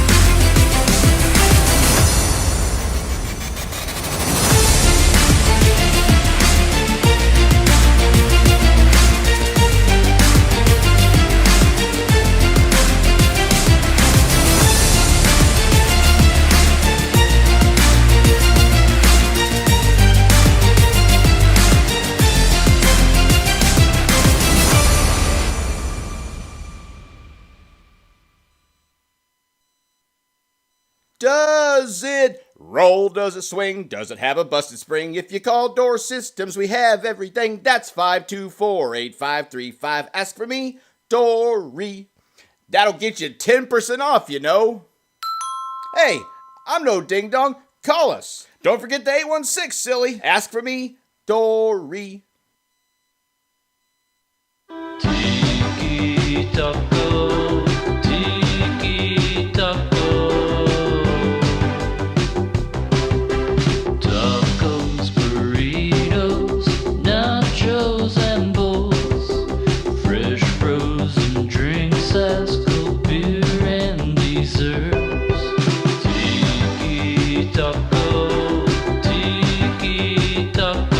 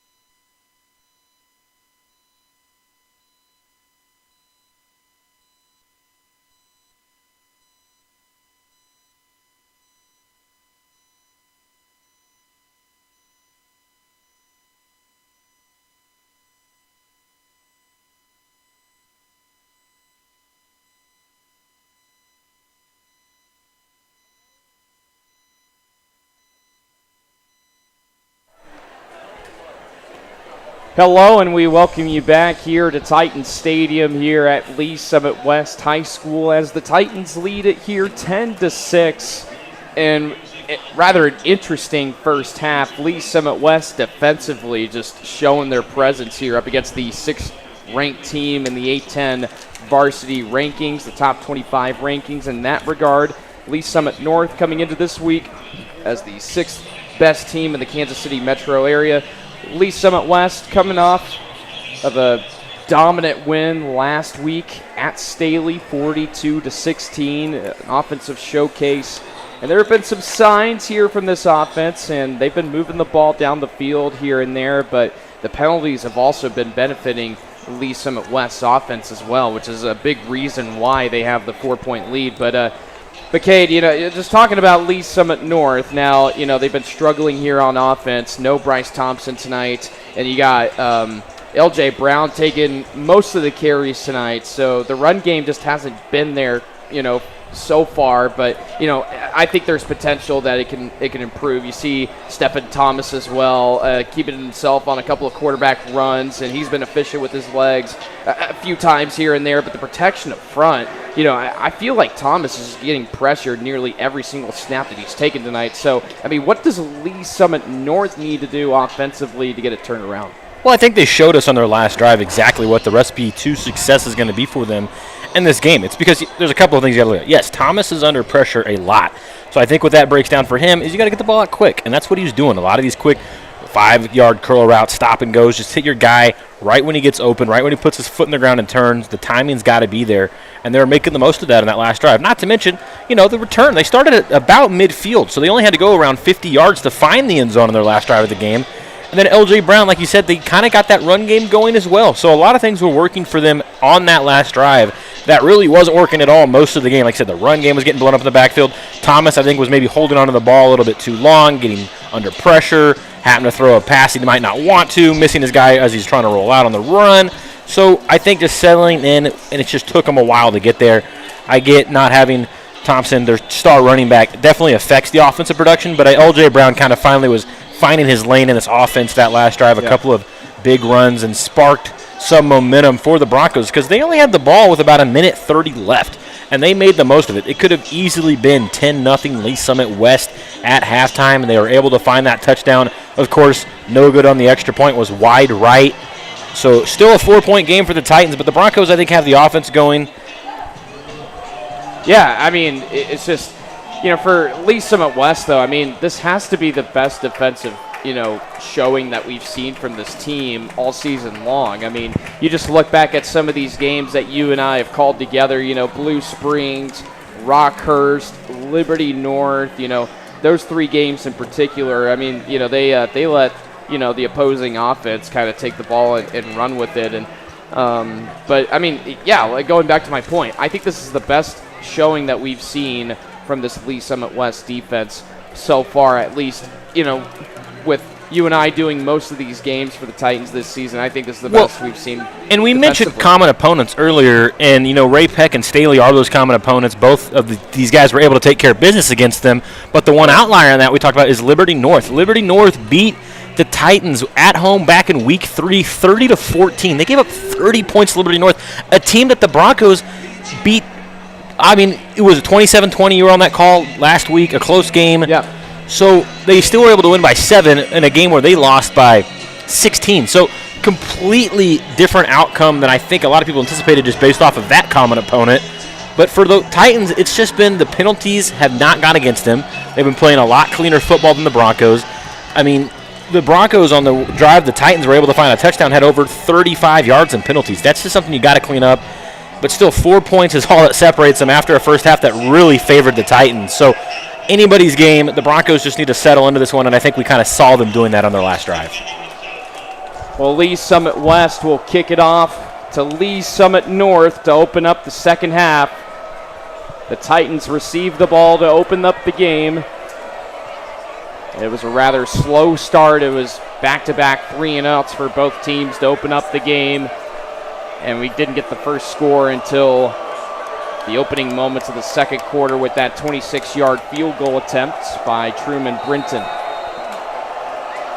Lee Summit West working from right to left, and they'll boot it away to the Broncos. End-over-end kick goes deep into the end zone for a touchback.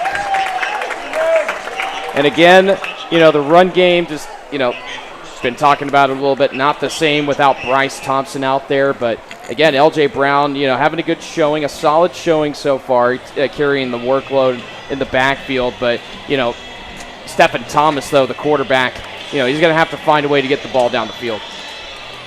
Yeah, and I don't know about ball down the field is what they need to go for. I think the offensive lane they found was just quick passes, take what the defense gives you, underneath, 5 yards here, 6 yards there, hand it off to L.J. Brown, let him get you a couple.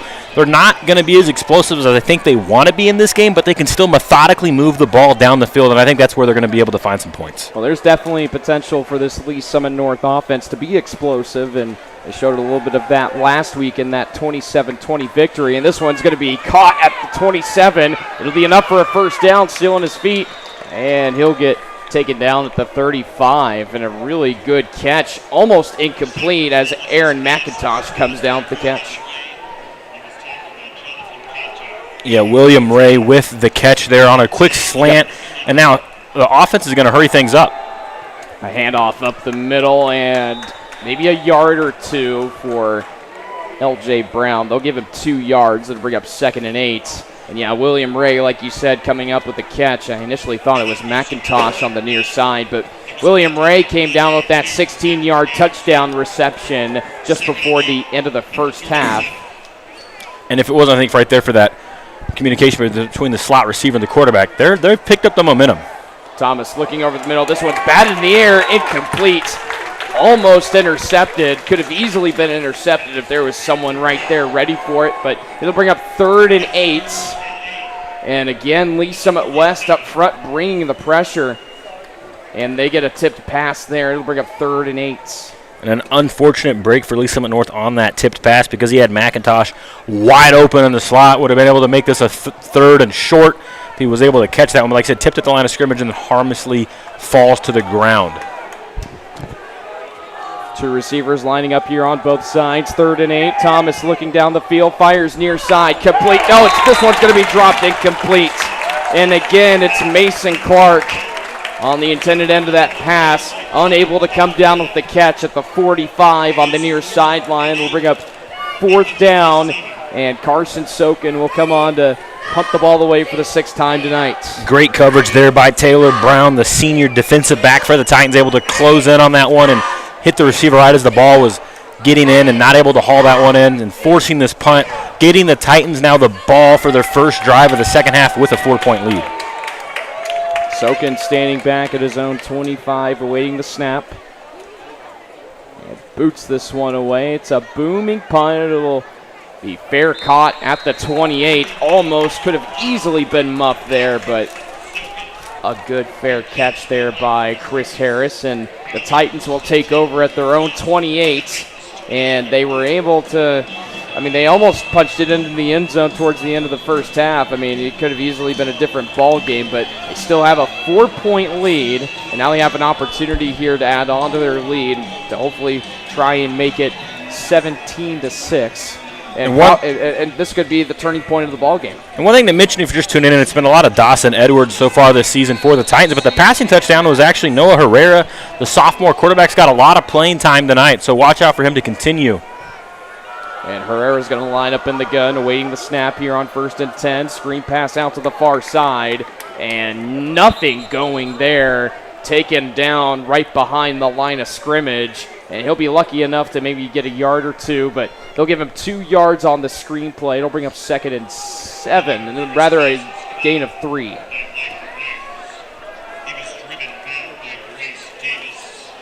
Just a short gain of 3 yards on the screen play for the Titans, now setting up a 2nd and 7. Watch the slot receiver right here, possibly some separation. 2 receivers out to the near side. Noah Herrera is going to motion as Edwards is going to hand it off up the middle and men at the line of scrimmage and nowhere to go again. So the and Titans, Eric Rollison tackled in the backfield. The Titans trying to create some misdirection there. Herrera was lined up in the left slot. He came in motion. They faked the jet sweep to him and then hand the ball off. But like I said, no room to work with there, and they're going to just gain or possibly even lose yards. They'll keep it the same, but man, that was close. They'll give him forward progress so he doesn't lose anything. So now 3rd and 7 for the Titans. They're probably going to have to air this one out here. Maybe a screen again. They've been close to breaking a few of these, but I think 3rd and 7 you're going to be looking downfield. Trips to the far side, one out to the near side. 3rd and 7, Edwards rolling out to his right, looking down the field. Has all the time in the world, fires complete at the 49 of Lee Summit West. And it will be enough for a 1st down as Dawson Edwards connects with Noah Herrera, the backup quarterback. And what a game for Herrera, a passing touchdown, and now one of the longest completed passes as a receiver.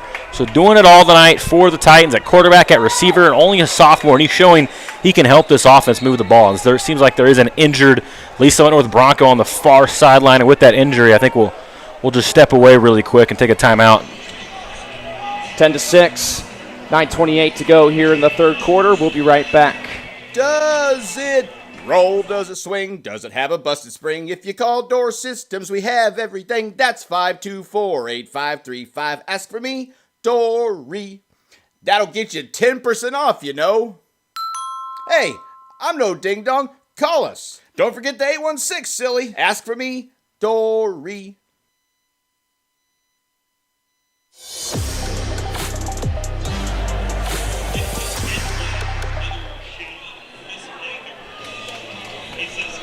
We're back live here at Titan Stadium at Lee Summit West High School as the Titans here lead it 10-6. Dawson Edwards finding Noah Herrera on the far sideline for a 15-yard gain to make it 1st and 10.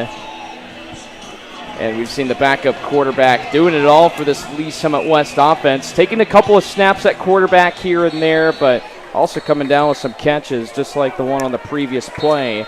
It'll set up shop here for 1st and 10. Trips to the near side, 2 out to the far side. Empty backfield here for Dawson Edwards.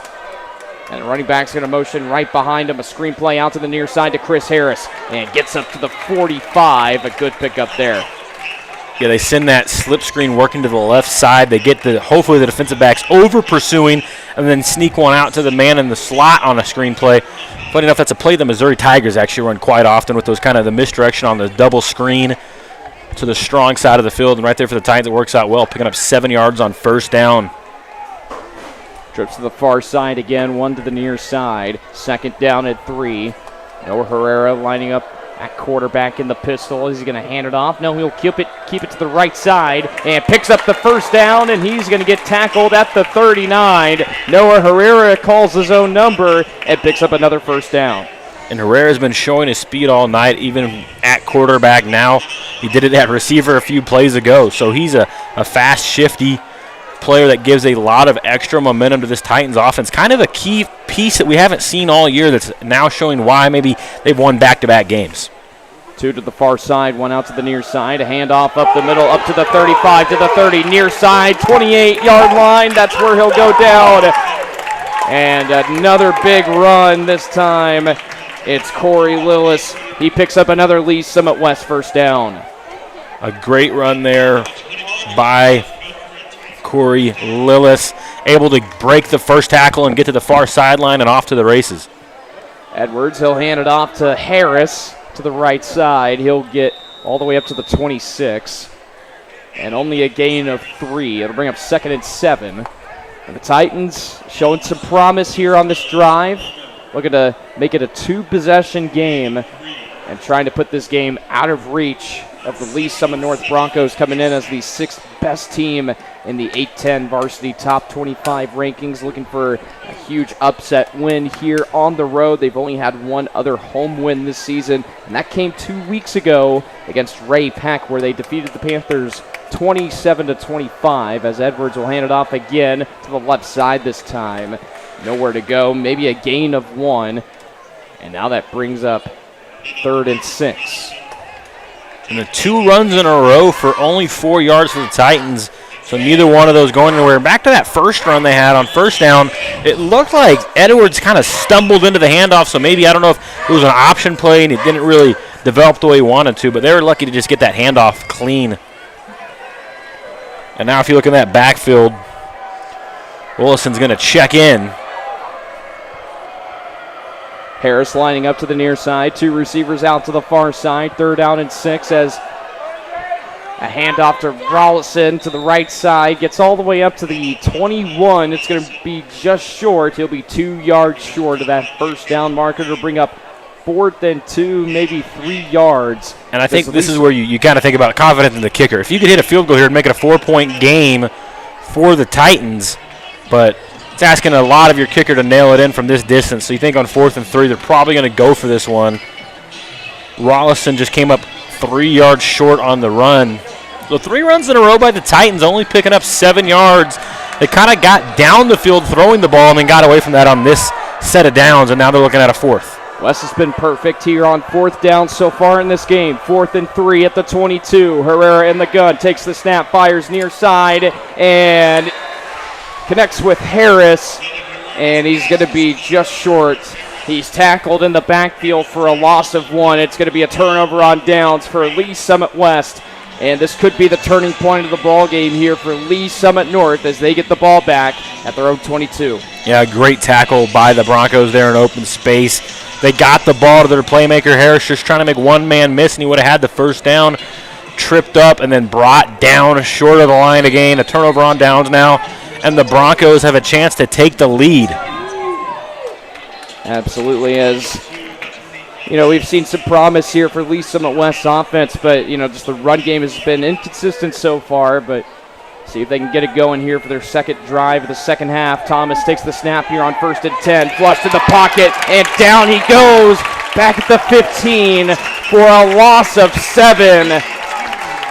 And the Titans bringing pressure on 1st and 10. Yeah, Ronye Toombs, he's one of their best pass rushers for this Lee Summit West defense. He's had a quiet night tonight, finally able to get home, and it's been a tough assignment chasing down Thomas, that mobile quarterback for the Broncos, but finally able to wrap him up and bring him down, and that is going to be massive momentum swing back to the Titans, forcing a 2nd and 17 now.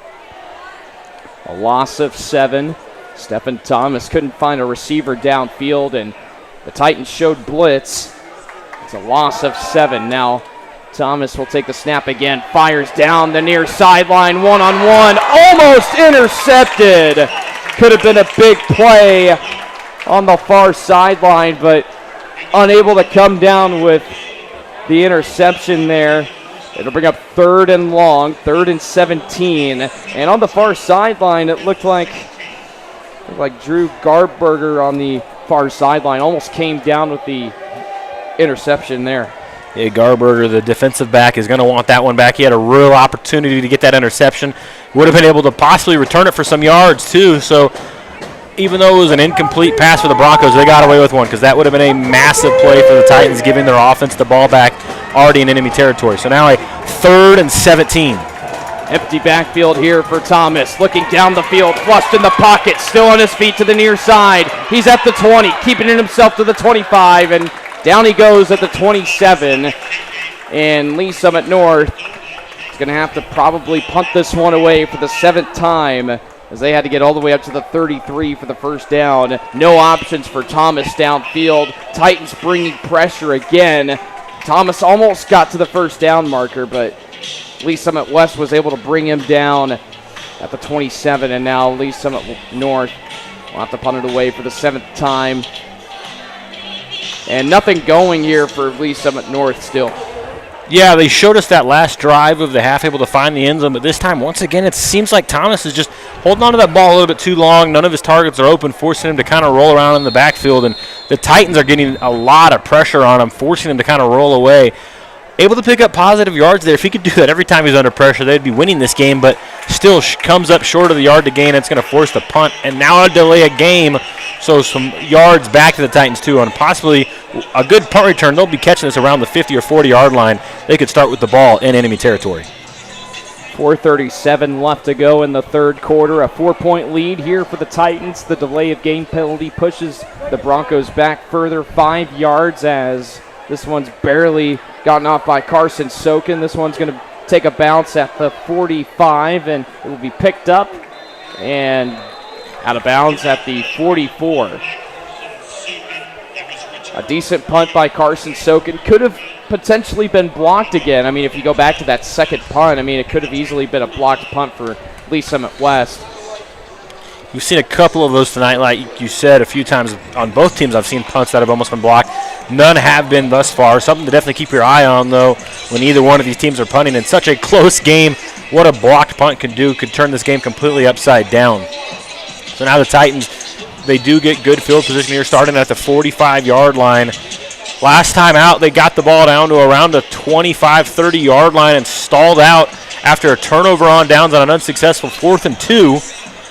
We'll see what the offense is this time and who checks in at quarterback, as it has been a lot of Noah Herrera as well as the normal starter Dawson Edwards. Just over 4 minutes to go here in the 3rd quarter. Edwards takes the snap here on 1st and 10. A handoff to Rollison as he makes his way to the 47. Only a gain of 2. Some extra pushing and shoving after the end of the play. And I think the fans wanted a face mask penalty. Yeah, I think 2 players are getting a little choppy. It looked like maybe a flop by the Broncos. I think no penalty there by the officials, as I think that was definitely a flop by the DT. He just kind of fell backwards. Then you saw the lineman for the Titans kind of throw his hands up in the air. But now a 2nd and 9. Only a gain of 1 for Rollison. The Broncos going to have to get something going defensively if they want to stay in this game. Edwards looking to throw, fires over the middle, complete to Chris Harris as he spins away from a defender. He'll be taken down at the 48. Good pickup there, but he'll be 3 yards shy of that first down marker at the 45 of Lee Summit North. It's going to bring up 3rd and short, 3rd and 4.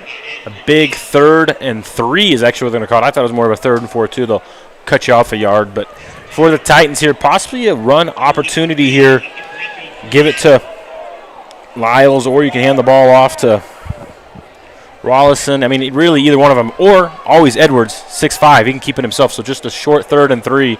We'll see what they decide to do. 2 receivers lining up here on both sides. Edwards in the gun with a back line up to his left. And batted in the air, incomplete. That's the 2nd time that we've seen a ball tipped at the line of scrimmage here in the 2nd half.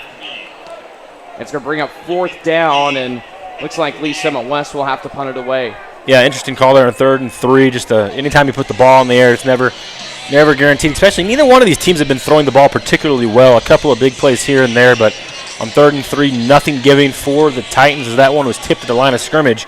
Some interesting news here before this punt I think a lot of people will be interested in.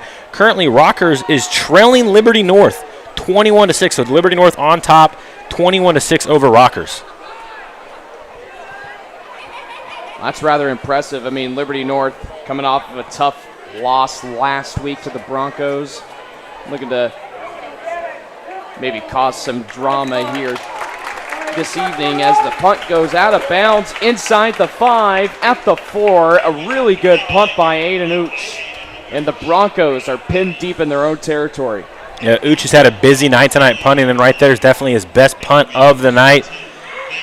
So we'll see if the Broncos can get something going, as neither one of these offenses kind of just three and out, and they just keep playing hot potato with the football. No one able to find any points so far in the second half. And if you're the Titans, you have a real chance to knock off the number 6 team in the Metro. You're only up by 4. If you can put a drive together, the way this Broncos offense has been playing tonight might be all you need to win this game. Well, Lee Summit North, they're pinned back at their own 9. So I originally thought that the punt had gone out of bounds at the 4, but the officials will mark it out at the 9-yard line. That's where Lee Summit North will begin with the ball. Handoff up the middle, nowhere to go. Maybe a yard there to bring up 2nd down and possibly 10. But, for Lee Summit North, it's really a matter of you got like maybe 2 or 3 more possessions before the clock hits 000. So these next couple of possessions are going to have to count here if you're Liberty or if you're Lee Summit North. We're talking about Liberty North and Rockers, but at Lee Summit North, looking to avoid a big upset here on the road in tonight's crosstown showdown. Thomas in the gun, looking to throw, tackled and brought down back at the 7-yard line. Only a loss of 2. But Lee Summit West coming up with another sack. And this Titans defense has been playing amazing football all night long, and they're finally able to get home for back-to-back drives with a sack now. And it seems like the coverage is working for them, the pass rush is working for them. The Broncos have there's just nothing working for this Broncos offense. I think they need to try to get back some of that short passing we saw, just quick slants, drags, comeback routes. Just try to get the ball out of your hand before you feel any of that pressure. Thomas looking to throw, fires over the middle and incomplete. Tried to connect with William Ray at the 25, and now that brings up 4th down and a quick 3 and out here for Lee Summit North. Carson Sokin, 8th punt of the evening tonight. Yeah, this Broncos offense, like I've said just a second ago, they have struggled, and they have really not found any rhythm. They had the one drive where they started with the ball and plus territory, and since then, nothing has been going their way. For them, you think at some point they'll settle in. I thought they did. I really did. At halftime, I talked about it. I really thought they had found what was going to work, the chemistry they needed between the balance of the run and the short pass. But it seems like they're trying to go deep again, and just nothing really open for them to find. So with, like you said, already 46 seconds to go in the 3rd quarter, they are down to their last couple of drives to try to take a lead. That's kind of what I was talking about just a second ago. If you're Lee Summit North, your next couple of possessions are going to have to count. Otherwise, the game's going to be over, and you're going to suffer a big loss here on the road. A team that you've beaten for the past 4 years and have won 7 out of the last 10 matchups. And a high punt by Sokin. Not much distance as it takes a bounce at the 22, and it rolls all the way up to the 27. Not the best punt for Carson Sokin this time. And the Titans with more than excellent field position. Sokin definitely with a shanked punt there is going to give the Titans the ball at about the 36-yard line. We'll see where they officially mark it. But I think if you're this Broncos defense, you got to remember, you've been playing pretty good tonight too. You held them to 10 points. You've got to batten down the hatches one more time. Your offense is calling on you to keep them in this game. Now, if the Titans are able to find a touchdown here, I don't know if the Broncos get back into this game. They need a lot of things to go their way. And from the offensive production we've seen thus far in this football game, I don't know if they have enough weapons or firepower tonight to get it done. So this drive right now for the Titans could be the closing drive for them to drive. They put the staple in this game. They close it out with a touchdown. So Lee Summit West gets the ball at the Lee Summit North 28 after the shanked punt by Carson Sokin. Edwards takes the snap, fires over the middle into the end zone, one-on-one, and incomplete. Should have been 6 there for Lee Summit West. Chris Harris unable to come down to the catch, and one-on-one coverage in the back of the end zone. It's going to bring up second down. Yeah, Harris got open initially off the snap, a little bit of press there from the Broncos. He was able to get a few yards on his man, but I think Edwards found him just a little late there. It was still a good pass, just in and out of his hands, a tough catch with a lot better coverage. So the incomplete pass stops the clock here with 42.8 seconds. 2 receivers lining up here on both sides on 2nd and 10. Edwards rolling to the near side, fires, and it's caught by Chris Harris into the end zone. Touchdown, Lee Summit West. It's now a 2-possession game. Chris Harris waltzes his way into the end zone. It's now a 10-point lead with the extra point on the way. You got to imagine some broken down coverage there by Lee Summit North as Harris had no one within 10 yards of him. He catches it easily and walks into the end zone, and that could be the dagger in this one unless this Broncos offense can find any footing in this game. And now an extra point. Snap is down, kick is up, and it's good. And it's now 17-6. Lee Summit West. Could we have an upset here brewing at Lee Summit West High School? We'll see. We have just about 12 minutes and 37 seconds of football left to play here between these two crosstown rivals, Lee Summit North and Lee Summit West. We'll go ahead and step aside for a brief commercial break. We'll be back here in just a moment. Does it roll? Does it swing? Does it have a busted spring? If you call Door Systems, we have everything. That's 524-8535. Ask for me, Dory. That'll get you 10% off, you know. Hey, I'm no ding-dong. Call us. Don't forget the 816, silly. Ask for me, Dory.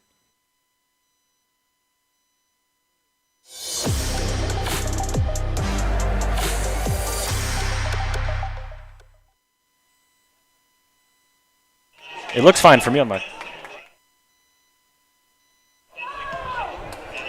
We welcome you back to Titan Stadium at Lee Summit West High School. Chris Harris makes it 17-6.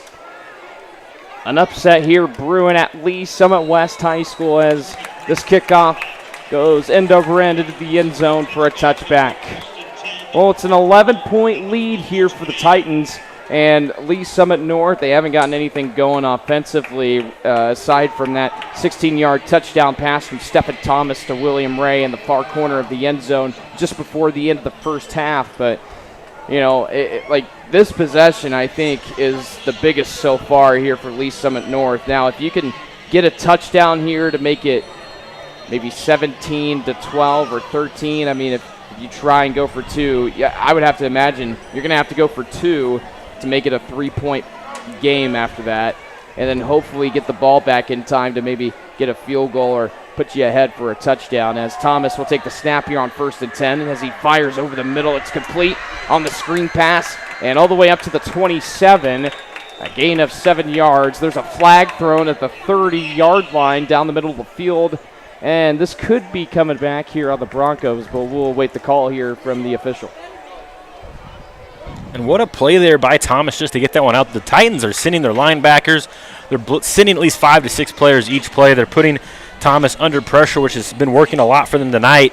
And right there, Thomas was able to escape the initial pressure and find a man open. But this flag could be taking that all away. It's a block in the back penalty, so interesting penalty there on that run or that screen play, but just a tough break for the Broncos. Down 11, you finally have a positive play go your way. You think you get a first down. Instead, you take it right off the board, and you're actually starting over further back than you were. 25.2 seconds remaining in the third quarter.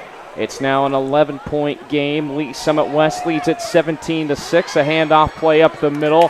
for maybe a gain of 4 or 5 yards. And a good run right there by L.J. Brown as we wind down to 10 seconds, and this could be the final play of the third quarter. We have 12 more minutes of football to play here between the 6th-ranked team and the A10 Varsity Top 25 rankings, and Lee Summit West here at home looking to get their first victory over Lee Summit North since 2020. We'll go ahead and step aside for a brief commercial break, but when we come back, we'll have 12 more minutes of football to play here between the Broncos and the Titans right here on 810varsity.com. We'll be right back. Tiki taco, tiki taco. Tacos, burritos, nachos, and bowls. Fresh frozen drinks, ice cold beer, and desserts. Tiki taco, tiki taco.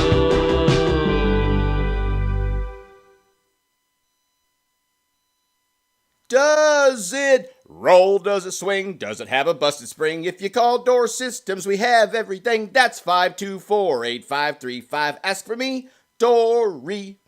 That'll get you 10% off, you know. Hey, I'm no ding dong. Call us. Don't forget the 816, silly. Ask for me, Dory.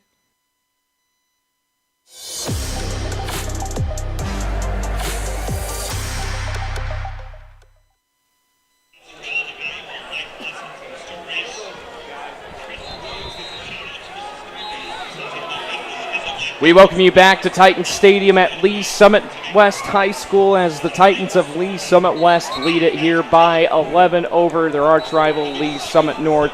17-6 our score as we enter the fourth quarter. Stephen Thomas takes the snap, fires to the near side, or the far side rather, complete at the 30. It'll be enough for a first down as he makes his way to the 36. A big play there for the Broncos. On first down, they picked up 10, lost those 10 yards, and backed up 5 from the penalty. And they're able to rebound in just 2 plays, picking up over 15 yards and now a fresh set of downs as they know they've got to find points on this drive as they are just simply running out of time. Malachi Brown lining up to Stephen Thomas's left here on 1st and 10. Thomas looking to throw, keeping it himself to the far side. Picks up another first down and waltzes his way out at the 49, it looks like, of the Broncos. It appears we might have a flag on the play. I don't see any flag on the field, but yeah, they're stopping. The officials are gathering. There might be some call to talk about here. Initially, it looks like he might be pointing towards west, and it will. Looks like it's going to be a personal foul penalty on... Actually, I think it was a holding on Lee Summit West. So that'll move the chains now for a first down, and that is not what you needed for the Titans. This Titans defense has played great all night. They've not been highly penalized so far in this one. You cannot fall apart late in this one. You've got a great opportunity to pick up arguably your biggest win of the season. So they declined the penalty, the holding call, to bring up 1st and 10. Thomas looks over the middle, incomplete. And looking into the direction of Kavion Roberts.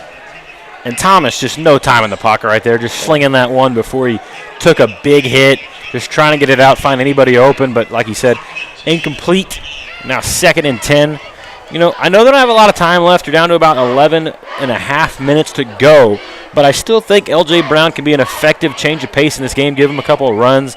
They went to him on first down of their previous set of downs. We'll see if they get back to him here on a 2nd and 10 and try to make that third down a little bit more manageable. 11:36 to go here in this ball game. 2nd and 10. Thomas looking to throw. Heaves one over the middle and dropped again. Incomplete. And once again, Stephen Thomas tried to connect with Mason Clark over the middle, and that's about the 2nd or 3rd time that we've seen Mason Clark in a situation where he drops an important catch. You know, just the play that Lee Summit North desperately needs right now. Yeah, a heartbreaking drop by Clark there. He had his man open. Thomas puts it on the money and just unable to complete the catch. I know he's going to want that one back, but 3rd and 10 now, and this Titans team is going to get loud and a timeout by the Broncos. So Lee Summit North will use their first of 3 timeouts here in the second half with 11:28 to go in the ball game, and a big third down coming up here for Lee Summit North. They're going to have to get all the way up to the 41 for the first. We'll go ahead and step aside for a brief commercial break. We'll be back in just a moment. My name is Bree McNally. I am actually a server downtown at Grunauer. Our 15-year-old son was in an automobile accident and he was taken by ambulance to Children's Mercy Hospital. So when I called Eric, he just, was upfront about everything, let me know what the process would be. So Eric was easy to communicate with. I could Facebook Messenger him, call the office, text him, and he was always super responsive and handled everything in a timely manner.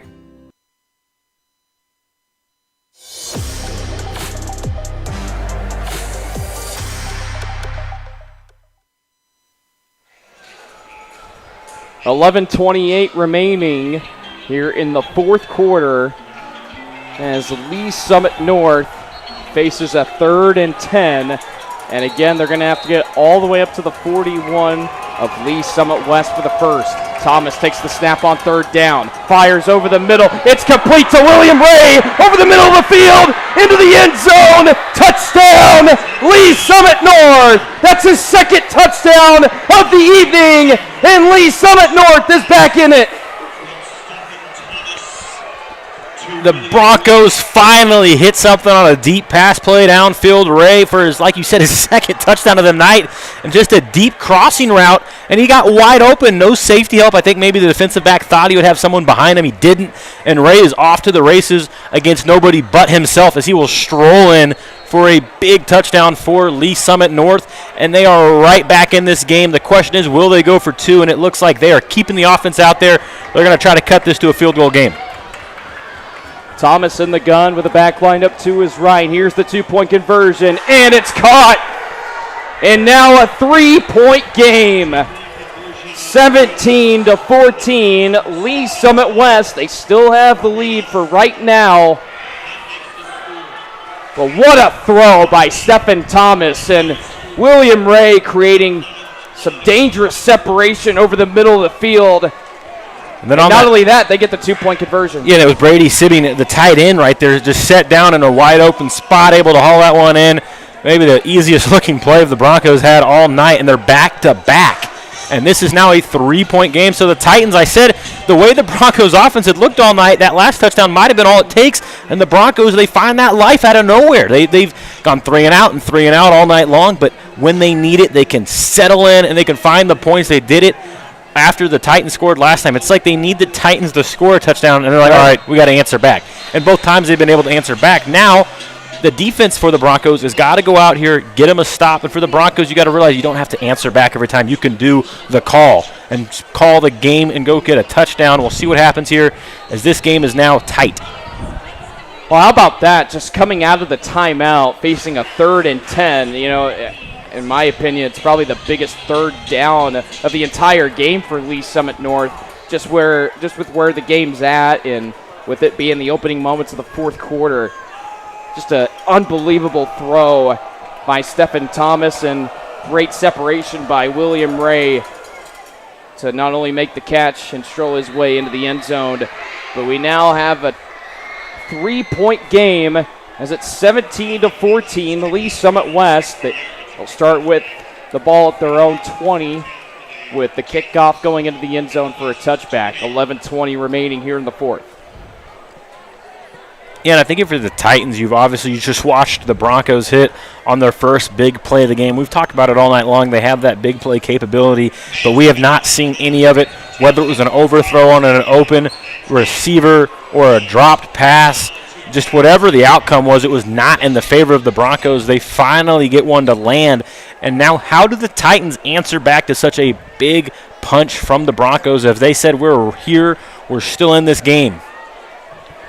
Well, we'll see if the defense here for the Broncos can come up with an important defensive stop. And an end around here on the far side as he picks up the first down, and he'll get pushed out of bounds Right around the 33, it's Chris Harris coming up with another big play. And Harris has been electric all night out of the backfield. He's had a handful of runs for probably around 30 yards, and then right there on the jet sweep, he's able to pick up another first down. He makes it look so easy. He makes it look like he's almost in another gear than anyone else on the field. He's just got so much speed, and he hits his top end so quick. Dawson in the gun with two running backs lining up here on both sides. A handoff play to the near side, nowhere to go, and the Broncos were ready for the run there on second down, or rather first down. It's going to bring up 2nd and 11. It's a loss of 1. And all night long, it's been a back-and-forth game, but I would say the momentum has sat on this Lee Summit West sideline. Right now, the Broncos, that visiting sideline is loud. They are getting into this football game. They can smell blood in the water, and they are so close to taking this lead. Now a 2nd and long after the failed jet sweep. Edwards in the gun with the back line up to his left. He's going to hand it off up the middle. He's going to bounce outside to the near side, taken down at the 34. Only a gain of maybe 5. Another big third down this time coming up here for Lee Summit West. Yeah, Goodwin Vaughn only able to pick up 3 yards there. Not a lot of real estate to work with, just fighting for any yards that he could get. But now 3rd and 8, and this Broncos defense is one play away from giving the ball right back to their offense. We'll have to see what happens. This is going to be a big play here, Austin. 10:03 left to go in this ball game. 3rd down and 8. Play action. Looking downfield. Edwards heaves one over the middle and double coverage incomplete. But there is a flag thrown at the 28. And this could be pass interference on Lee Summit North. The play that possibly could have given an incomplete pass, and now the penalty looks like it's going to go against the Broncos, giving the Titans should be a first down. Just a heartbreaking play if you're a Broncos fan. Heartbreaking indeed. And this penalty is going to more than benefit the Titans here, just with where this game is at here with under 10 minutes to go. And I mean, without that pass interference penalty, you know, the Broncos would have gotten the ball right back, but this is a really good throw by Edwards and, you know, Harris, you know, try to create that separation. I mean, there's really nothing much you can do with a talented wide receiver like that. Just giving your receiver a chance. That's all you had to do there, and the penalty being thrown is just the extra cherry on top. A handoff up the middle here on 1st and 10, bouncing to the outside, and a gain of maybe 5. And Bryce Davis coming up with the tackle, the senior linebacker. It'll bring up 2nd and 6. 9.5 minutes remaining. Edwards hurrying quick to the line. 2 receivers lined up to the far side, 1 out to the near side, with the running back in the backfield right behind Edwards. A handoff up the middle again, and taken down right at the line of scrimmage. He'll be lucky to get a yard. And now 3rd and 5, another 3rd down situation here for Lee Summit West. If you don't get it, you're likely just going to have to punt the ball back to Lee Summit North. But they are in a spot on the field where, you know, they're in a position where Aiden Oots can pin them deep in their own territory. Worst case scenario if they don't get it here on 3rd and 4. Trips to the near side, 1 out to the far side. Edwards in the gun with the back line up to his left. Looking downfield, fires over the middle. It's complete. It's enough for a first down. And taken down at the 25. And it's Life Byers on the reception. And Byers has been quiet all night, but he comes up big for the Titans. Right there on a slant play, caught it in the middle of the field and able to gain some extra yards after spinning forward through the tackle. And now you think, you were just talking about it 2 or 3 plays ago, the Broncos getting a stop, giving their offense the ball back. And now the Titans, they're moved all the way down, and they're just 5 yards away from being in the red zone. That was another big throw by Edwards, and Byers was able to create the separation over the middle, came down with an important 3rd and 4 catch. It's going to set up shop here for 1st and 10 at the 25. 2 receivers to the near side. Play action for Edwards as he heaves one into the end zone for Harris. Incomplete, but another flag is thrown. And another pass interference penalty for the Broncos defense. And again, these penalties benefiting Lee Summit West here offensively.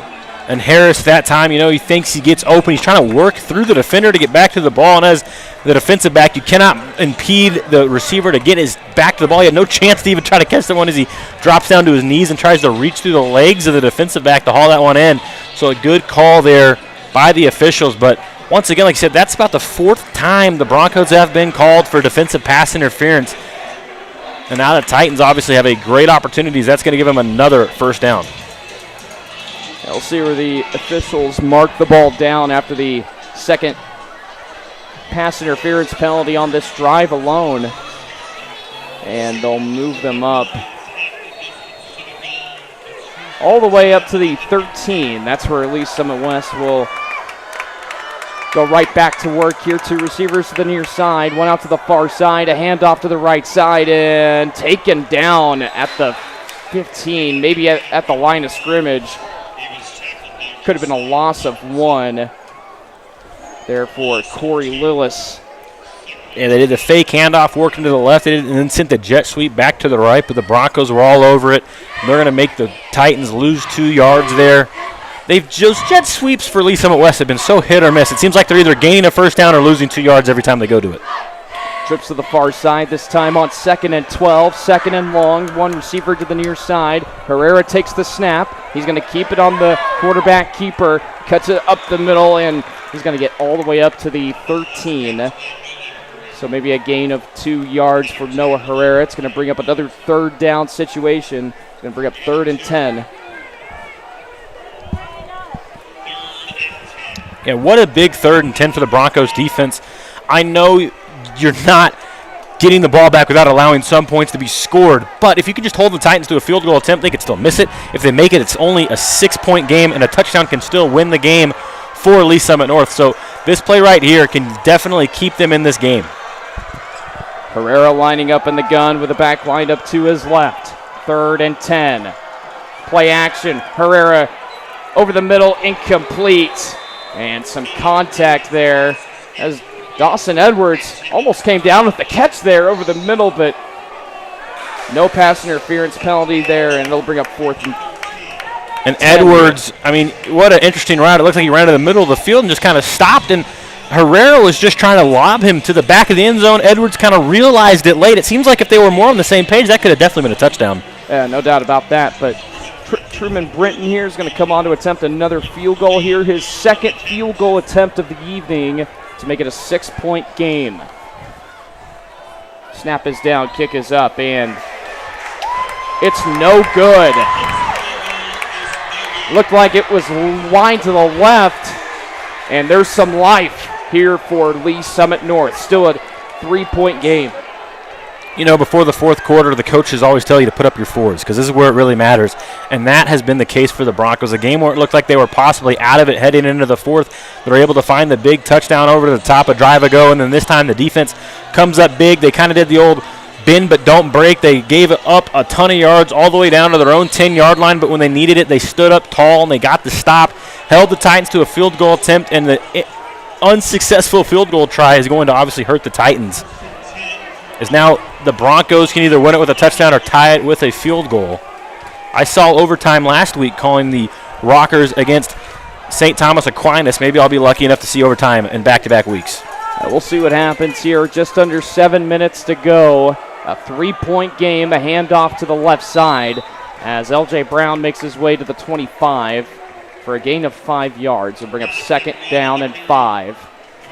And the run game here in the second half, it seems like for Lee Summit North, it's been working out a little bit better. And I think you brought up a great point. If the offensive line up front can create that separation and provide those holes for L.J. Brown and especially Stephen Thomas, they'll have some success. Another handoff play to the right side, nowhere to go. Tackled in the backfield for a loss of 2. And a big tackle there by Toombs, the linebacker for the Titans. As Brown almost had the edge. If he was able to slip that one tackle, he would have had a first down. So now 3rd and 5, and obviously for the Broncos, you got to think they would go for it on 4th, but not necessarily. You don't have to this far in your own territory. 6 minutes remaining here in the 4th quarter. A 3-point game. The Titans lead it by a field goal. They could have made it 20-14 earlier, but it's still a 3-point game. 3rd down and 5. Trips to the near side, one out to the far side. He'll motion as Thomas connects over the middle, and for now silences the crowd as Thomas connects with Mason Clark over the middle. And I don't know if maybe they're going to bring this one back. We had some whistles and a false start penalty on Lee Summit North. Penalties continuing to hurt the Broncos tonight. I mean, we're just beating a dead horse at this time, or at this point, but it is so true. Every time the Broncos need a big play or make a big play, it seems like a penalty comes out, and it's always against them. I think they'll look back at this game regardless of the outcome, and they know they need to clean things up, especially with the playoffs right around the corner. So the false start penalty moves them back 5 yards. Here's 3rd and 10, and a pass over the middle, complete and dropped. Lee Summit West recovers it, but I think they're going to mark him down at the 35. Yep.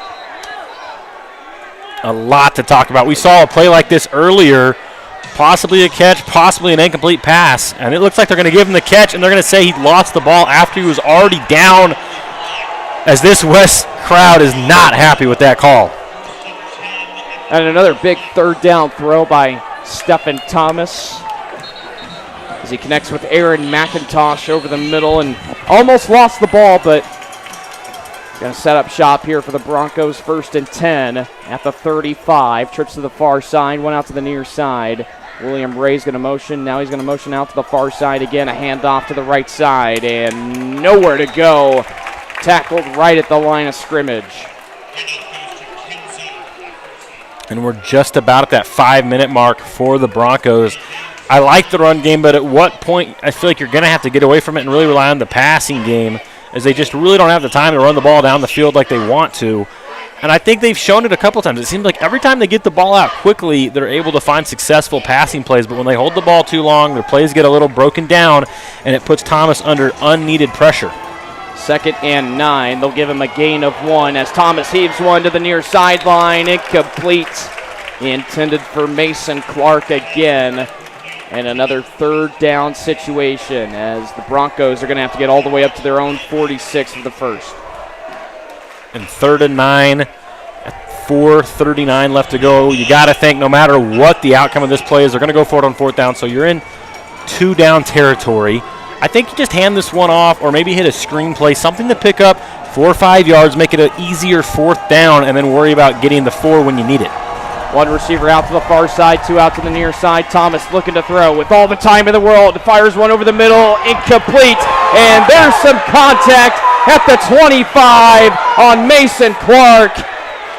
And a big pass interference penalty, this time on Lee Summit West. And these officials have been calling it all night. I'm not sure if it warrants a penalty, but I've said that a couple of times tonight. You know, it's just kind of hands fighting downfield, and the receiver falls down. If you're the official, obviously, it's whatever view you have on the play, and he thinks that he was impeding the receiver, and he's the reason he fell down. So an automatic 1st down. It would have been 4th and 9 with up by 3, possibly the game over if they don't get the 4th and 9. They don't have to worry about it because they're drawing the penalty. And I think both teams now are kind of taking advantage of this. Just throw the ball downfield, fall down as the receiver, and draw a flag. We'll see if Lee Summit North continues with that strategy on this drive, as they'll have the ball at the Lee Summit West 48. After the penalty, it's going to bring up 1st and 10. And like Cade mentioned, it could have easily been a 4th and 9 situation had it not been for the contact on Mason Clark. William Ray is going to motion out to the far side. 2 receivers to the far side, 1 out to the near side. A handoff to the right side. Bouncing his way. He's down the field at the 20. Great grass in front of him. 10-5. Touchdown, Lee Summit North.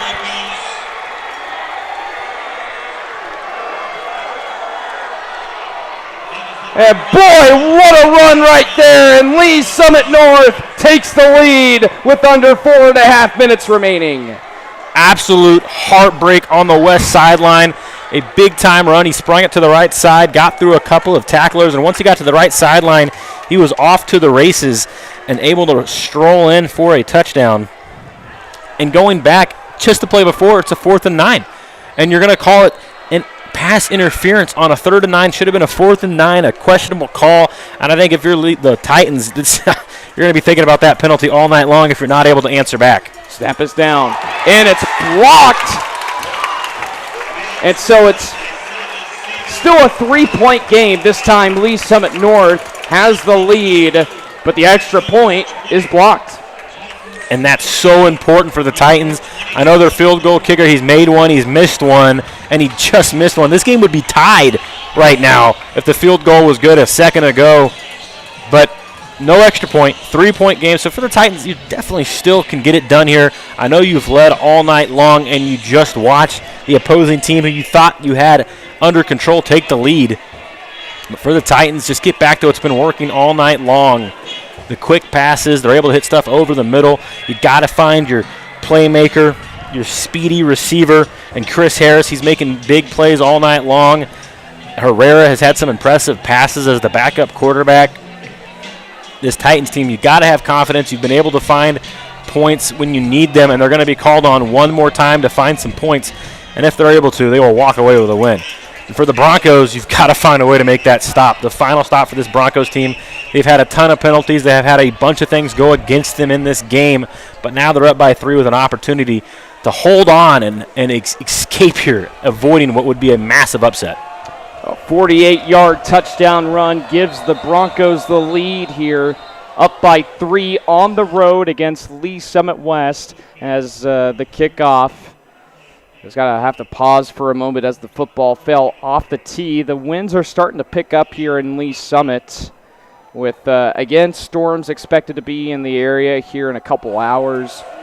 And it's been a pretty windy day all day long. It's not just this evening, but a rather windy day here in the Kansas City area. The squib kick is going to go out of the back of the end zone for a touchback, and Lee Summit West will get the ball at their own 20. And what a play by Avery Brock for the Titans, number 7, or for the Broncos, number 7, able to get that touchdown. I mean, we haven't called his name all night long, able to get the ball in his hands, and then he was off to the races. And that touchdown obviously giving them the lead by 3. I think if you're the Titans, you just cannot let the moment be too big for you. You've been steadily improving all season long. You have back-to-back wins. Keep the winning streak going. This drive has got to be perfect. We'll see what the Titans can do as they are down for the first time this evening. They haven't trailed all game long up until now. 4:22 remaining. 1st and 10 at the 20 here for Lee Summit West. Trips to the far side, one to the near side. Edwards, play action, pump fakes, fires one over the middle, over the head of his intended receiver, and incomplete. Try to connect with Chris Harris. And unfortunate for the Titans, they had Harris open with a chance to gain 20 yards on first down, but like you said, just over his head, and an incomplete pass. Now 2nd and 10, still plenty of time for Lee Summit West to get things going. So the incomplete pass stops the clock here with 4:18 remaining in the ball game. And the Titans going to have to be careful here on this drive with limited time remaining. 2 receivers to the near side, 1 to the far side.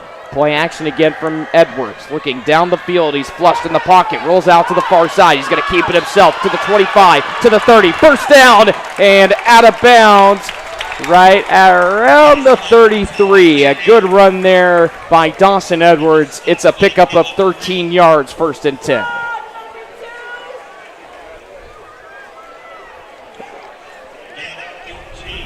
I'd rather give him a gain of 15 instead of 13 yards. 2 more yards there for Edwards. A really good run there by Dawson.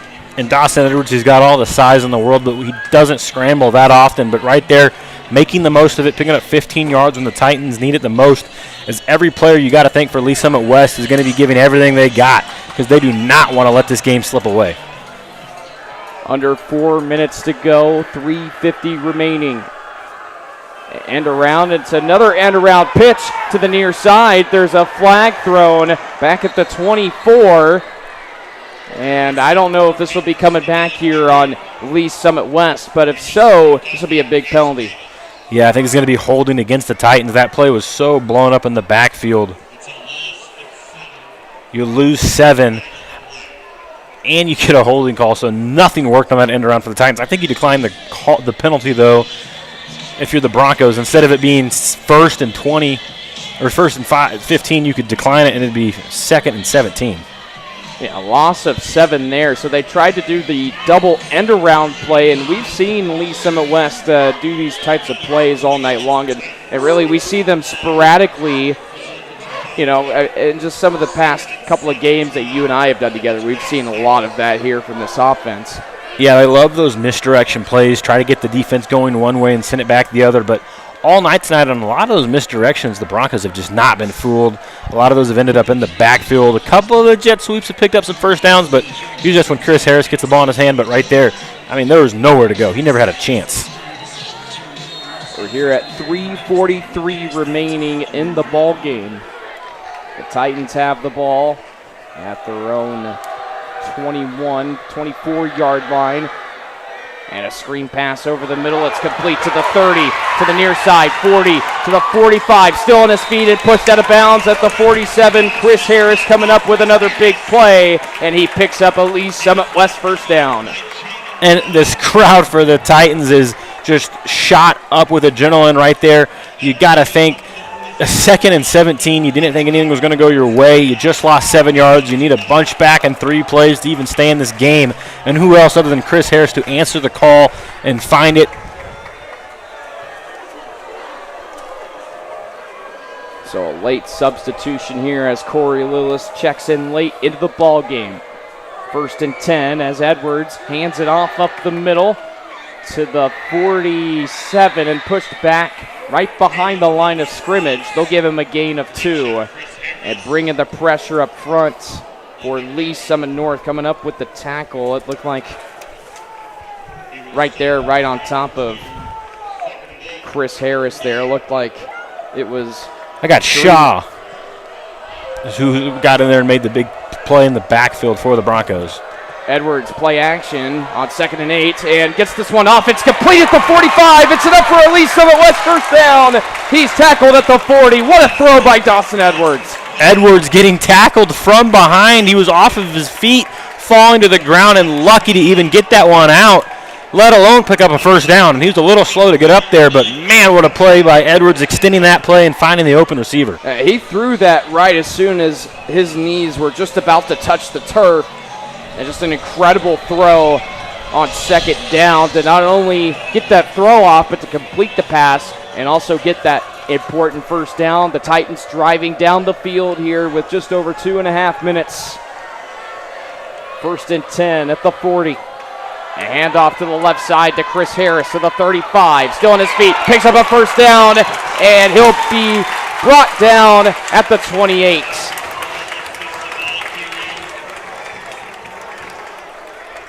Yeah, Rollison with the carry there. What a play.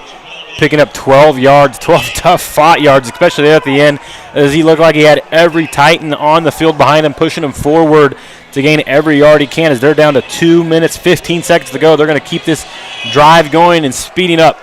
A good run there by Myrick Rollison as he lines up right behind Edwards. A screen pass out to the far side, and a decent pickup there, only a gain of 4. Yeah, short gain of 4 there, but what it does is it stops the clock, able to get out of bounds with 2:05 still on the time. And now 2nd and 7. The Titans are going to talk this one over for a second. You know, this is around the territory they're in when they made and missed a field goal. So this could go either way. I know if you're a coach, if you get to a 4th down here, you probably opt for the field goal to go to overtime. But how much confidence you have in your kicker? You just missed one a drive ago, and you're so close down to the end zone. Obviously, Coach Horn wants a touchdown, wants to walk away with a guaranteed win. But anything is still possible in this one. Broncos are going to rush 3 here on 2nd and 7, and we have a whistle here before the snap, and we have a timeout on the field.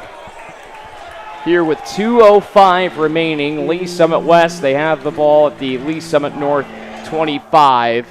We'll go ahead and step aside for a brief commercial break. 2:05 remaining in the ball game. Lee Summit North leads it by a field goal, 20-17. Does it roll? Does it swing? Does it have a busted spring? If you call Door Systems, we have everything. That's 524-8535. Ask for me, Dory. That'll get you 10% off, you know. Hey, I'm no ding-dong. call us. Don't forget the 816, silly. Ask for me, Dory.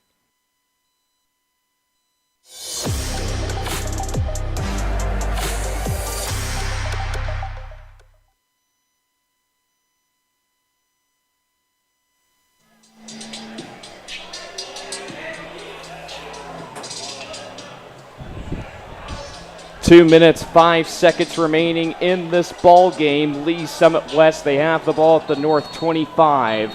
Driving down the field thanks to a couple of big plays by Dawson Edwards and Chris Harris, Myrick Rollison, and a few others. The Titans driving down the field late, looking to pull off a big upset win here at home. 2nd and 7. Play action. Edwards looking downfield. He's flushed. Met with some pressure. Rolling out to the near side, and he's just going to have to throw this one out of bounds. And Edwards, slow to get up. His shoe came off, so obviously that doesn't help. But 1:58 remaining in the ball game, and another big third down situation here for Lee Summit West. And Edwards was shooken up a play ago. We talked about it on that one. He barely got off, where he was almost down when he threw the ball for a first down. So still obviously visibly shooken up, trying to play through it late in this game. But now a 3rd and 7, and the sophomore will have to come in at quarterback. He's been playing pretty good tonight, but what a time for him to have to step up and make a big play for Lee Summit West. Trips to the near side, one out to the far side here on 3rd and 7. And we have another timeout on the field here with a minute 58. And I think Lee Summit West is going to call another timeout here with under 2 minutes. Down by a field goal here late in the 4th quarter. We'll go ahead and just keep it on the air for right now. But what are you thinking here on 3rd down if you're Lee Summit West? Yeah, I think if you're the Titans all night long, the quick passes have been working. I think you try to get something in the hands of Harris. He's your playmaker, and he's been making plays happen all night long for this Titans offense. Maybe a screen or a jet sweep to him, something to just try to pick up positive yards. I even like it, just line him up at running back and just run an outside zone with him, try to get him the angle and see if he can pick up positive yards. And anything that happens here, as long as you can just make it a 4th and even more manageable, or if you're just closing the gap for the distance of the field goal attempt. But I would not just take a shot to the end zone here. I think a shot to the end zone incomplete pass is just detrimental. Try to do something, gain positive yards, either make the field goal or 4th down easier for yourself. Well, yeah, and with the wind, too, it's also playing a factor here tonight. So if it happens to be 4th down on this next play, it's going to be an interesting decision. 3rd and 7. Edwards in the gun with the back lined up to his right. Rolls out to the near side. Looking into the end zone and tackled in the backfield.